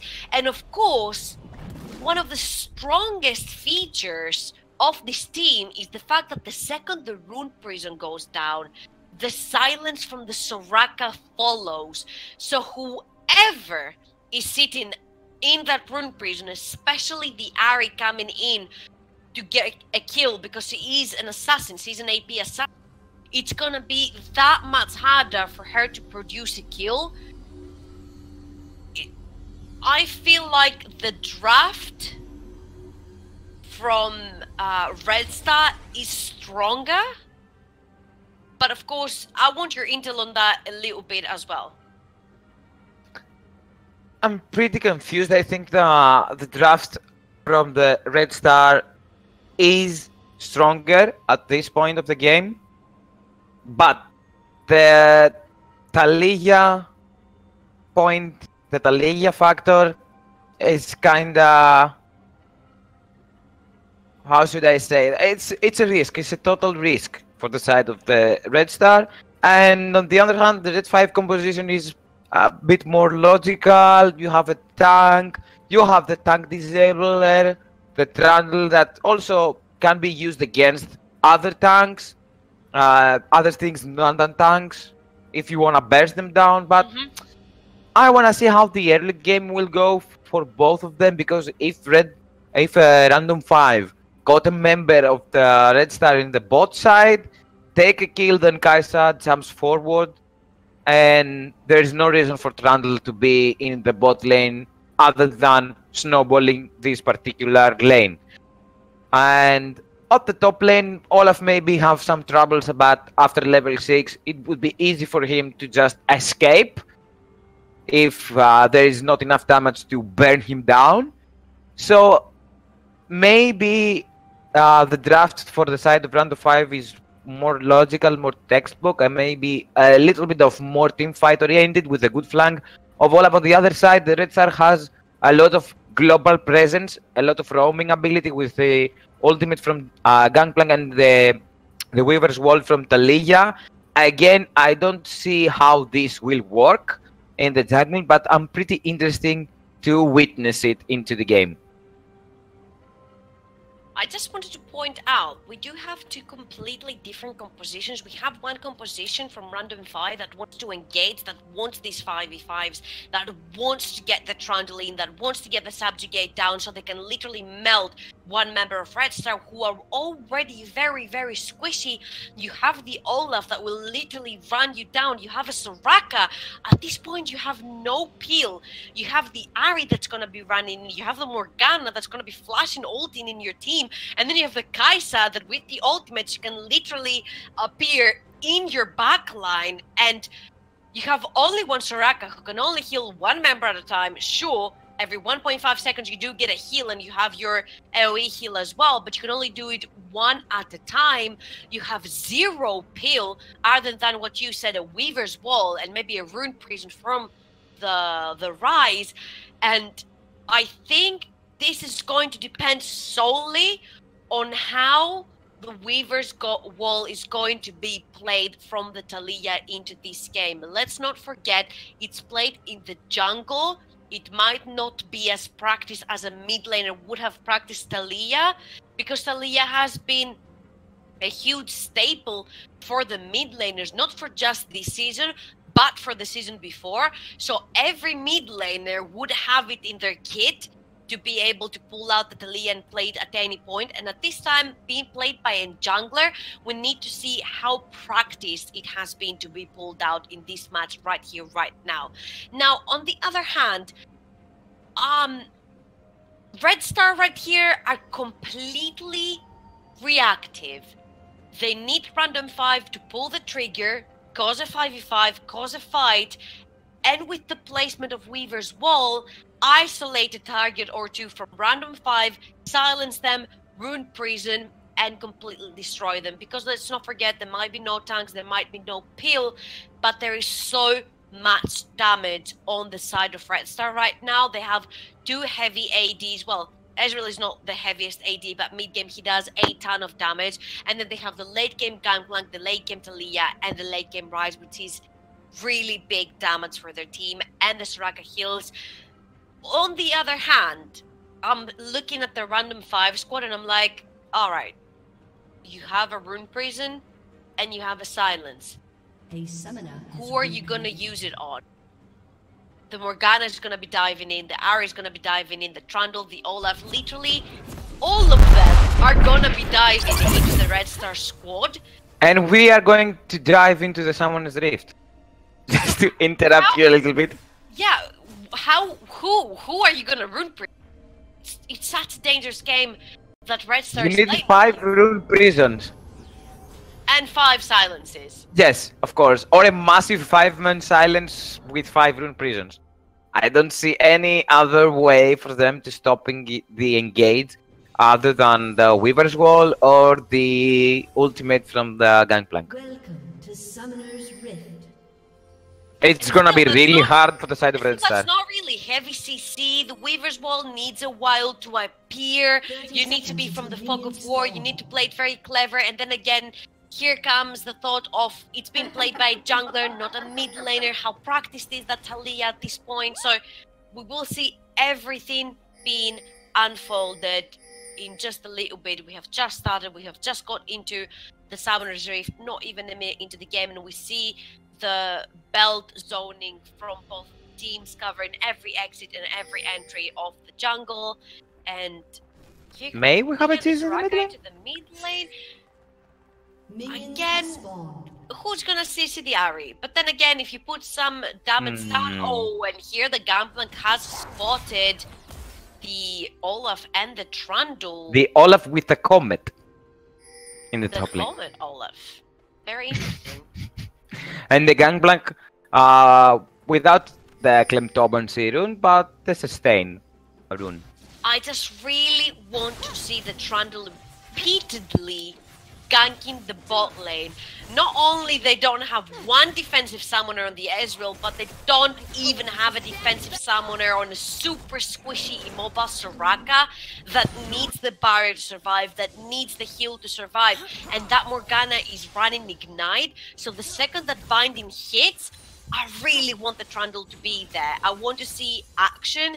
If Random 5 want to get ahead, they need to do it from super early in the game. Otherwise, if Red Star gets ahead, they have too much damage underneath their belt. This is gonna be a really interesting game. Oh boy, the Olaf is gonna run down the Gangplank. I think Gangplank needs to flash right here. He's blood, and he is going to beat the flash from the Gangplank. Very, very dangerous stuff right there by the top laner of Red Star. Nice moves by Olaf, and of course not flashing to follow the flash of a Gangplank into the turret range. Nicely managed there. I think that would have been first blood. If he flashed and thrown his axe and one auto attack, I think that would have been enough to kill the Gangplank. But it would be 1-for-1. Yeah, yes. I think it would be a 1-for-1 there, which you absolutely don't want. But with the one flash down, that means that you're literally inviting your jungler to camp your lane. But talking about camping, the Taliyah is in the bot lane, has been definitely spotted from that ward in the river, and let's see what this can do. The Q is going to miss. Let's see if the knockup is going to get anyone, and it's not. So that is time wasted from the Taliyah. Kind of successful gang. If there were any potion, if there were any potions on the side of Random 5, it should have been, but now they can sustain back their life, and the Gangplank has no mana. And absolutely not a lot of health. And here comes the flash and the Q. The Olaf 1v1 in the Gangplank underneath his tower. First blood. I think the Gangplank overstayed underneath his tower. Even the Trundle could have been coming for a dive right there. Really don't want to be staying really low underneath the tower with an Olaf as your opponent, because he just does too much damage on super squishy target. And now Gangplank is in trouble because Olaf will have a more damage after being back. You see the CDR item? That means more axes in the lane and more axes with Comet in the lane. And more health, of course, to be able to sustain for himself. And here comes the Trundle top lane right now. That is bad news from the Gangplank. If he doesn't pull back super quickly right here, this could mean very bad news for the top laner. And Taliyah is having... And here comes, the axe has landed, he has no flash, and he might be down to the duo from Random 5, and so it will be 2 kills, and that is so unfortunate and so well done on the other side for Random 5. A top laner with no flash teleport, if he gets ganked, that is instantly the lane loss. And now they have a lot of free time damaging the turret. Of course, Taliyah is coming just to defend. More about the XP and the CS that the Gangplank will miss. He does miss a call there, and I'm pretty sure he's going to miss a couple of creeps from his second wave as well. That means level 5.5, almost 6 Olaf versus a freshly dinged level 4 Gangplank. This means pretty much that instantly when Olaf hits level 6, he can unleash the Gangplank yet again, and the Gangplank will still not have ultimate. But maybe we'll have flash up. Yes, a few seconds before Olaf. It's small window. It's a small window, I think, between Olaf hitting level 6 and the Gangplank Flash still being down. Now Olaf is walking his way up in the top lane, and Taliyah is trying to do something in the bot lane. Maybe we will see, but having a hard time clearing the jungle. See, he's pretty even with the Trundle right now, but think of the fact that the Trundle has already pulled out a very successful gank and that Taliyah is still farming in her jungle. They're farming for so long that the blue buffs are almost spawning, and look at that 4-man going down towards the bot lane. Red Star bot lane starts pulling back, so instantly back off from the random 5 squad. They know what's coming, the Red Star squad. When you see the Ahri not showing, when you haven't seen the Trundle for a while, you're like, alright guys, we're getting ganked. So random 5 are controlling the game for now, but the goal difference is pretty... it's 0 practically.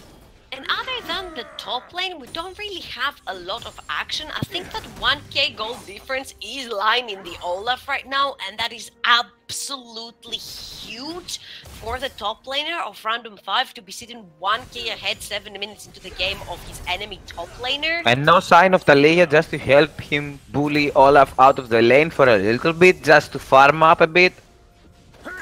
You see, Taliyah never visited the top lane so far. I don't think it is possible at this point unless you have a Weaver's Wall and you know the Olaf flash is down, which it is right now. I don't think there's much chance for you to isolate the Olaf and kill him. You need to have a very clever Weaver's Wall, pop down on top of that the Gangplank ultimate, and either force a flash from the Olaf and visit it again, or just kill him now that the window allows it where the Olaf flash is down. And Kai'Sa, we're gonna have a lot of hard time in the bot lane for the side of random 5. You see a lot of free damage. They cannot... Kai'Sa can't even walk to CS. A Soraka lane pretty much guarantees that if any other spellcaster is in the support role in the enemy bot lane, you do have the advantage. Here comes the dive onto that Price that has absolutely no health anymore, and here comes the Olaf for the kill secure, but the Gangplank ultimate going to last hit the Ahri. So if I was the Ahri, I would be pretty upset right now. Not only do I not get the kill of the Rise, but I get killed from the Gangplank. But a 1-for-1 trade is a trade that I think at this point Red Star are going to take, because that is their first kill of the game. And the free blue buff for the Gangplank in the top lane. Exactly. Oh, look at this. Here's the first gank from the Taliyah. The knockup has not yet last word, but it's not going to be. That is just a crucial spell from shield. the Morgana. Crucial black shielded there. Practically saved Morgana for being CC'd and knocked back into Taliyah. There, but this time the Trundle is there as well, and they have seen them. The Q is going to land onto the Morgana, though. I'm sorry, onto the Soraka. And right now the Morgana is in trouble. Beautiful.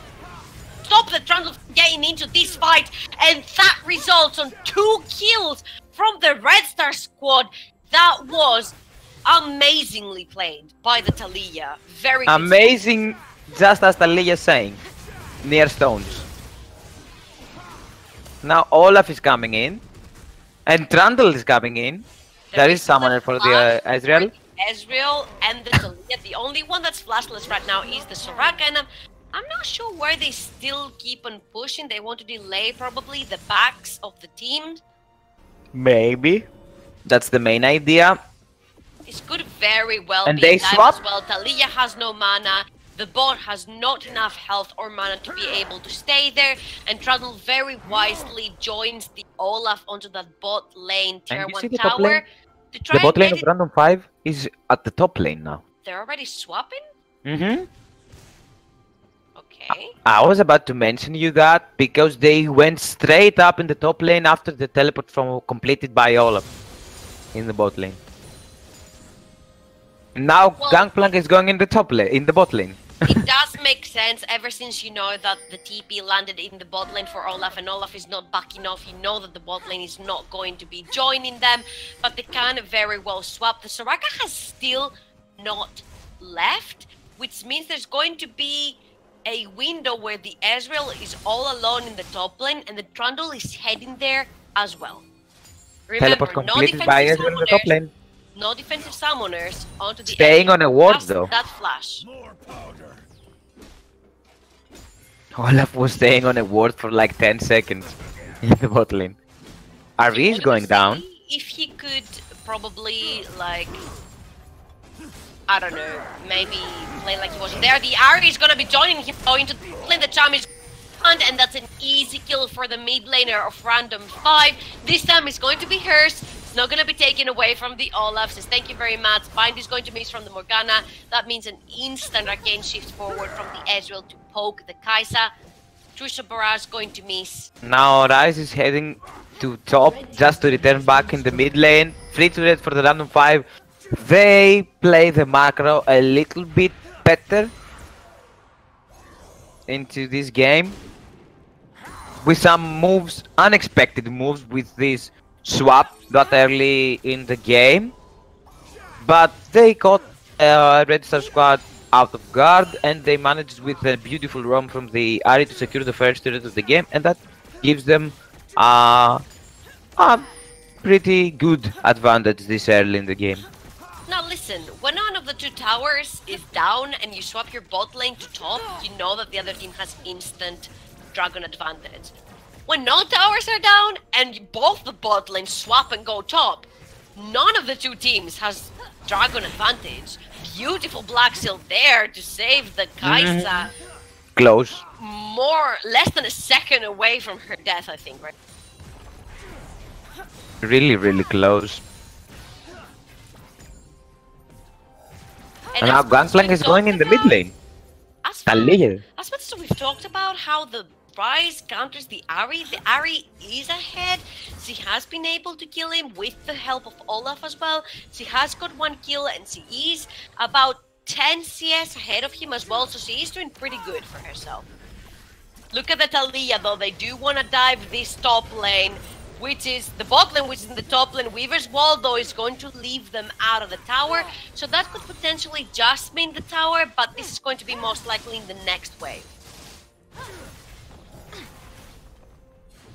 They tried to cut guard the dual lane of the random 5 squad, but the wall was a little bit too late, and now Gangplank is in trouble, has flash. He does have his flash available, he is going to use it right there. Of course, the duo does not want to be following the Trundle into, the Gangplank into Fog of War, so a flash is a flash and they can use it in the next fight.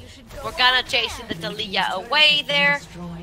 And 1 more tower is going to go down. This time is going to be in favor of Red Star. 1-1 on the towers. But on the other side, Random 5 are very cleverly trading the tower with a Mounted Drake, which in its return is going to result in more towers, because that's what a Mounted Drake does. And now they need to push at the top lane and in the mid lane, because they secured the dragon and the Red Star team didn't go for the Wrist Herald to just equalize the trade. And I'm expecting a collapse in the top lane or maybe in the mid lane. Olaf is constantly pushing towards the Gangplank in the bot lane. Trisha Barrage stops the Ahri back right there and pushes the wave as well. But the Ahri is going to engage onto immediately away from the very immobile support that Soraka is, and that is an ultimate for a flash. I'll take that if I was random 5. Every day, not just once. That Soraka now is very, very exposed to any sort of engagement. Basically, just the Olaf in the next fight can run her down. And remember that there is the pillar from Trundle. There is the charm from the Ahri, the bind from Morgana, the spell shield, just to ignore the silence from Soraka, and of course... That flash was a little bit of a panic flash from the Soraka right there. There was no one else around. It was just the Ahri. You could have probably pulled away, get some damage down from your Ezreal. In very like weak times, pull the trigger on the ultimate. Still better than wasting your flash right there, because then you just become the target of every fight, pretty much. And now they need to play defensive, like super defensive. That's why you see the Ezreal pushing wave after wave with the Truce Barrage, and Arcane shifts forward. That's a little bit of dangerous stuff right there as the client takes a slight freeze. More than a slight one. It wasn't that bad this time. Yeah, we have worse. We had worse. I think the Ryze is up there, is taking the Rift Herald on his own, but he's gonna be in the surprise when the Trundle finds out, and the Ahri is gonna be coming from right behind. Beautiful taunt right there to stop the Ryze ult, but surprise! The whole squad of Red Star is right there to aid the Ryze, and that Ahri might be paying with her life if the Talia can get to her, and she definitely Here comes Olaf and the Gangplank. Who gets the Rift Herald? I want to know. And here comes the Olaf with the ultimate. He's gonna run down every single member of Red Star, and that's a 3-for-2 trade for in the end for Random 5. They are not yet done. Plus forward from the Kai'Sa. They want even more. And look, just have a look at the summoners. The only plus available left in the game is the one of the Trundle right now. Every other flash is down for both of the teams. Too much damage on Soraka though. Oh, they want to Here die comes the for her. bind. Look at They her, wanna she's so kill her. low, and she's gonna go down to the burn from the rune of Ghana, and that's exactly why we say when you can still heal, maybe it's better to not do it and maybe bait someone to like get onto the Gangplank, try to kill the Gangplank, throw your last heal and leave. Here comes another engagement from the Ares. Is not alone, the Trundle is right there, and that is cream stuff for the Ryze, who's gonna be going down. Killing spree for the support of Random 5, and the Ares still sits there. It's like, guys, no one manages to secure the Rift Herald. come on, man. Did the Rift Herald expire? Did we manage to pull an RNG in this game? I don't know. Indeed. Nobody grabbed the Rift Herald.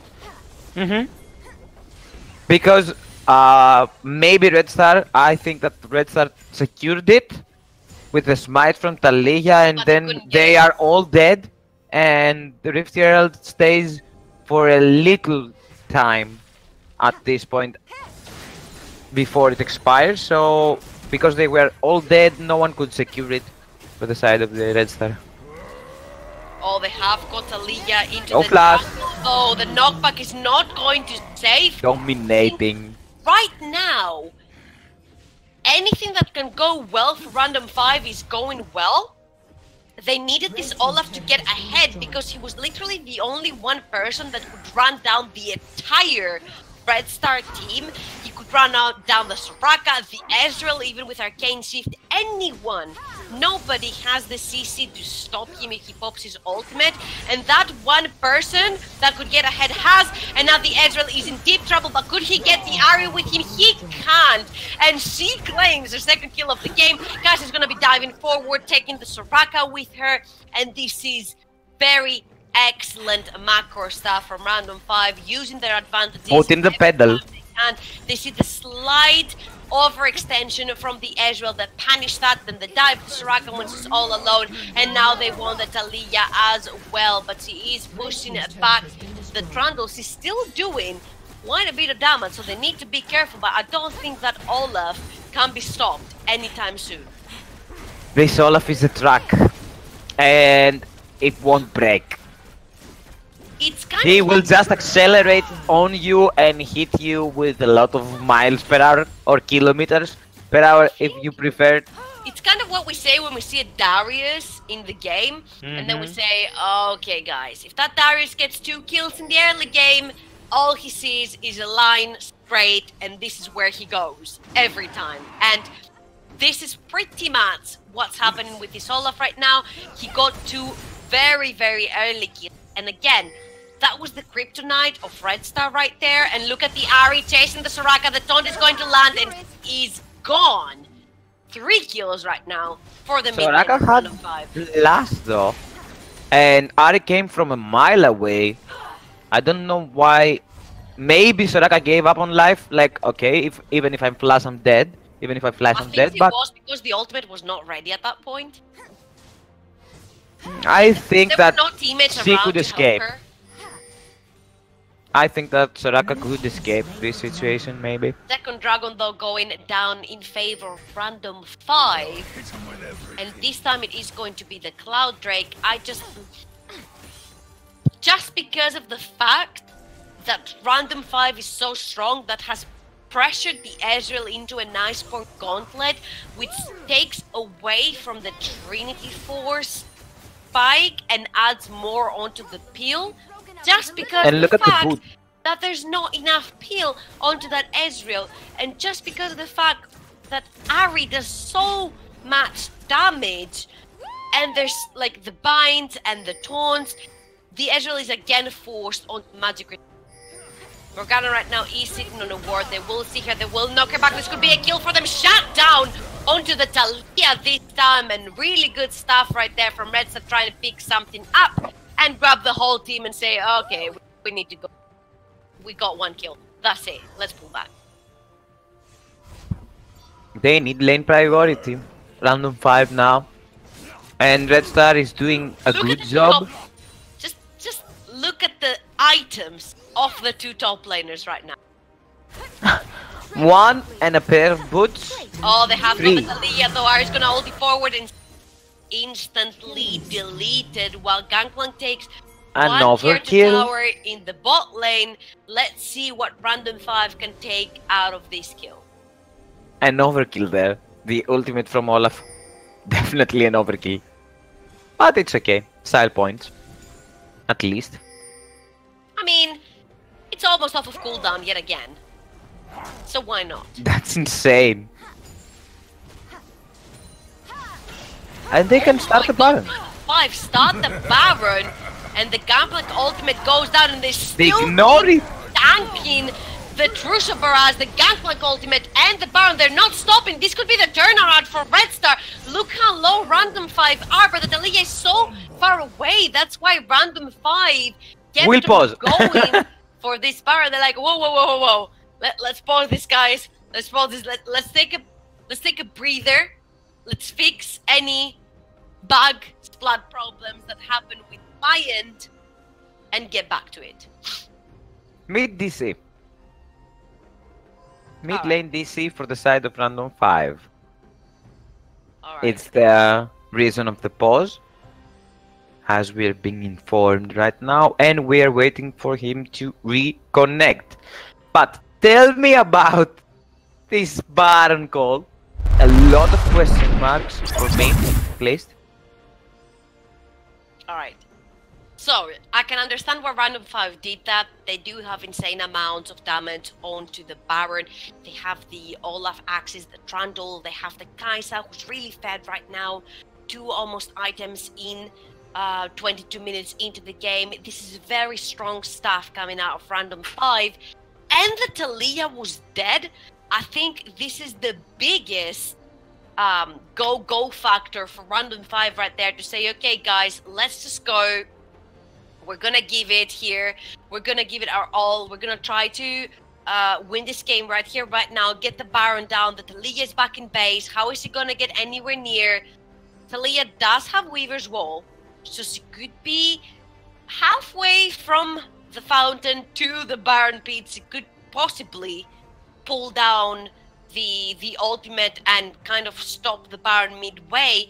But I think Random 5 tanked way too many ultimates on the way. You see the Gangplank ultimate pull back, wait for it to end, engage the Baron again, if you will.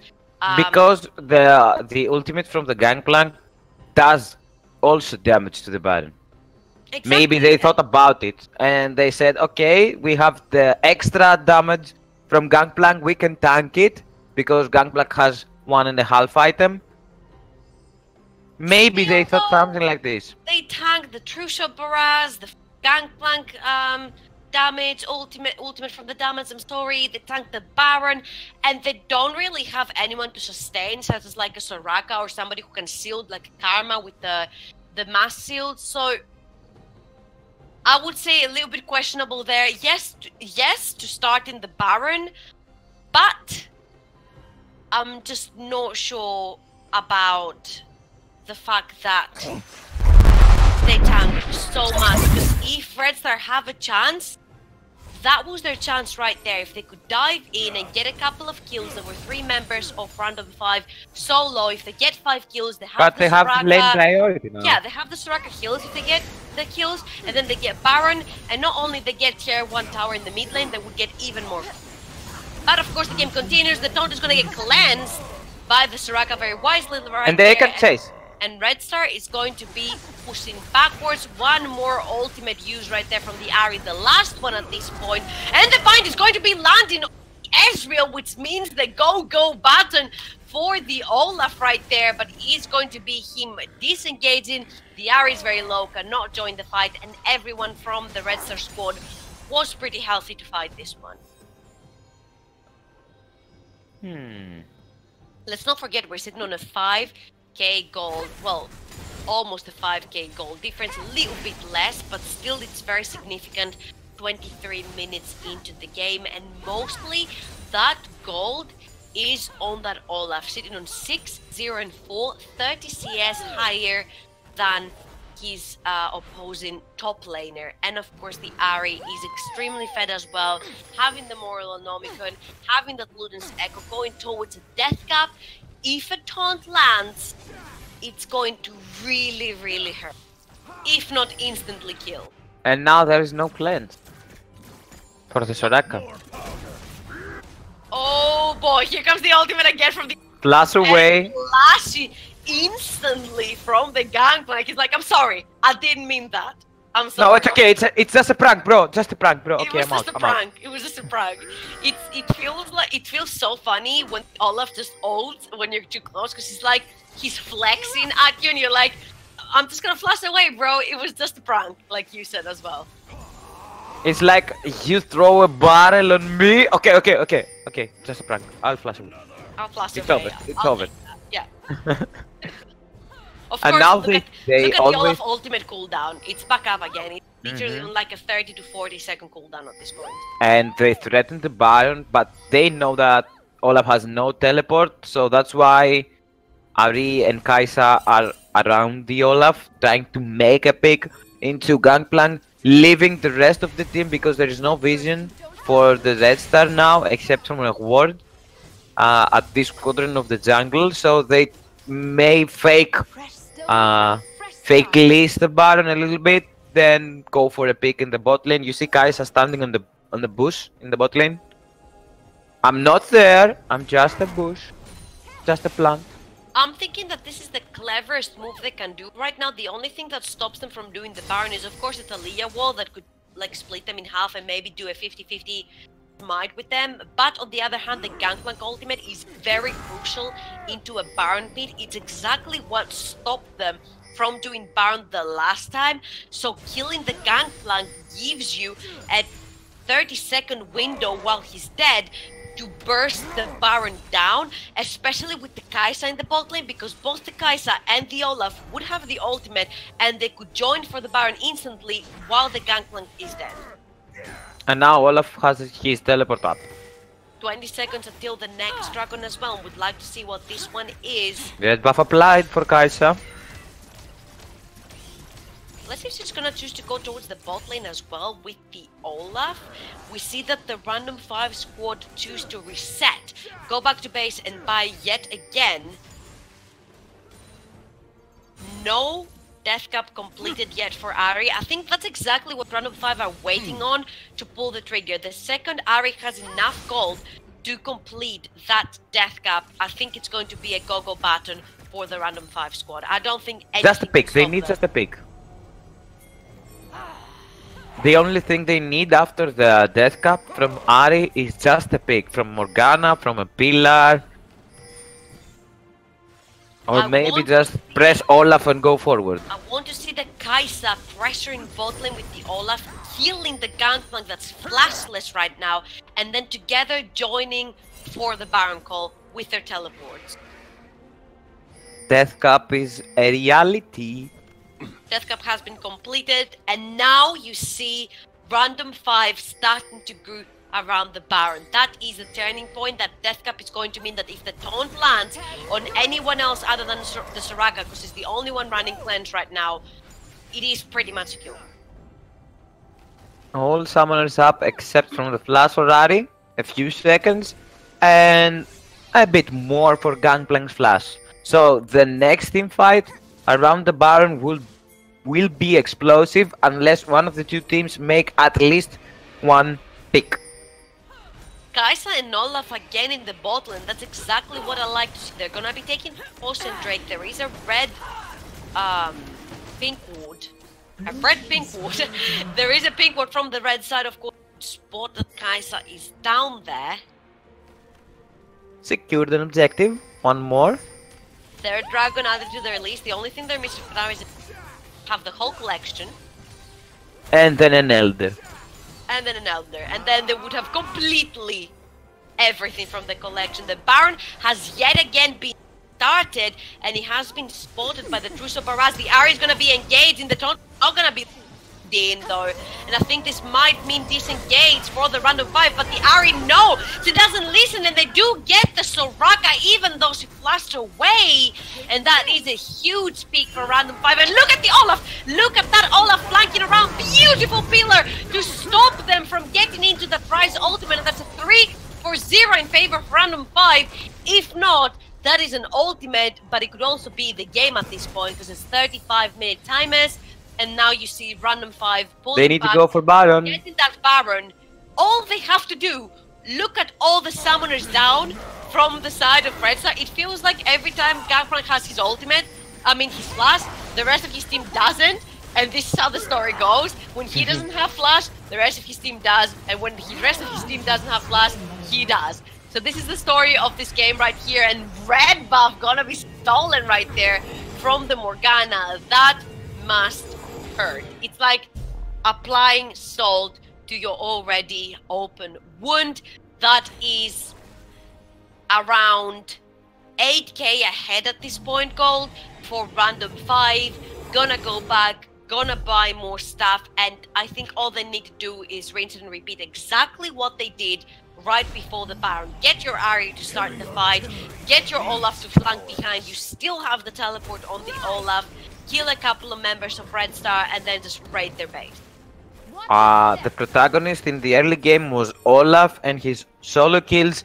Now from mid to late game, and especially at this team fight, the true protagonist is Ari, engaging into this fight, making the pick, burning 3 main summoner spells for the side of the Red Star, Talia Flash, the Soraka Flash, and the Ezreal Flash, alongside the Arcane Swift there, and then winning the team fight for his own team. So big props to the Ari for the engage.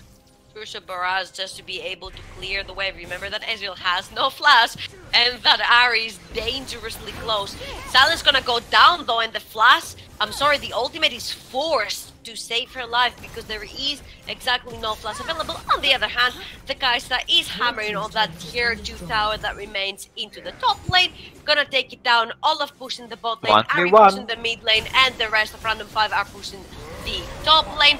Trundle has been caught, but literally not much damage being done right there. The Olaf is the ultimate is forced though. Away from tower. That Gangplank can literally do nothing at this point. He can't do nothing against that Olaf. Ari ultimate has charged in more than a half. It will be back in just a few seconds. Bot lane inhibitor is naked right now, and Random 5 wants the top inhibitor as well. Maybe secured bottom lane. I think bot lane inhibitor will be secured 100%. That Gangplank has been bullied from the first few minutes of the game, and now Random 5 will take the second inhibitor tower in the mid lane. Let's see if they're gonna go for a second inhibit itself, and that should be the case. And now they have their eyes on the third inhibitor tower as well. Keep your eyes peeled on the Ahri. The ultimate is available and ready for use. Who is the taunt going to land on? That is the question, because if it is the Soraka, she does have the cleanse. But no one else has something to be saved. Look at the damage from Kai'Sa. Oh, they have got the Ezreal ulti forward from the Ahri. Oh my god. Side of 5, and they have bats of everyone but the Rise from the side of Random 5, and this is going to be it, I think. We have the first summoner unfortunately disconnected. First Nexus Tower is gonna be going down, the Rise is gonna be going down before the second one, and the Nexus itself is up for the grabs from Random 5. Good game well played to Random 5, claiming their first victory in Group B, and it's going to be the 2-1 for them in this best of 3. Beautiful stuff right there for the squad, and here you can see the points and the standings as well. So I'm giving it up to you here. Rift Esports first, We Love Gaming. We Love Gaming and Random 5, in my opinion, talking straight up for the groups, not the game. I'm gonna comment on the game after the groups, but I think that Rift Esports seem really strong right now. I will give them a first place pass into the semifinals, and I think that if the Red Star do something extreme to change the playstyle, the options, and a lot of things, maybe improve a little bit on the macro, then We Love Gaming and Random 5 will have to fight for the second place. On the other hand, we have not yet seen the true power of Teftones, and of course, the Wild squad seems really good. Also, the Level Up Rhinos. I think the Group A is a bit more clear than the Group B. If Red Star keeps the same strategy, if I may. This game was clean, though. Let's also inform our viewers that every team will be playing each other. Will be playing each other twice, so nothing is done yet. You see these standings right here, but nothing is completely set to stone. Everyone has a chance for a comeback at this point, and I think the third game we watched, it was a little bit of a misread in the picks and bans phase and the whole drafting point, where yes, you do have a very powerful team with Taliyah in the jungle, and we did see it working at certain places, but I feel like the Taliyah jungle, together with maybe an Ornn in the top lane that can create these engages for you and be your front line, I think it would have been much more of a complete composition rather than putting another damage dealer up there in the top lane. I totally agree with you. But there is still enough room for improvement for each and every team in both groups, and we may have some surprises on the road to semifinals, and I'm pretty much waiting for them. I really want to see teams stepping up, doing different things, testing different stuff, and then going to win one team after the other, and the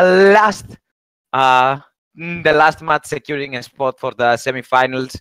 You gonna tell me maybe romantic, call me romantic, or I wanna see scripted stuff, you know? Like I was about to You don't mean hacking, do you? No, I wanna see stuff like scripted by someone that is writing a beautiful story, you know? All right then. Well, from us, ladies and gentlemen, thank you so much for joining us. Play to Random 5 for taking best of 3 Cs 2 and 1. So from myself, Jojo W for us, and Costa Soropoulos, and of course our ESL team, we wish you a lovely night, and we'll see you again on Thursday. Stay tuned.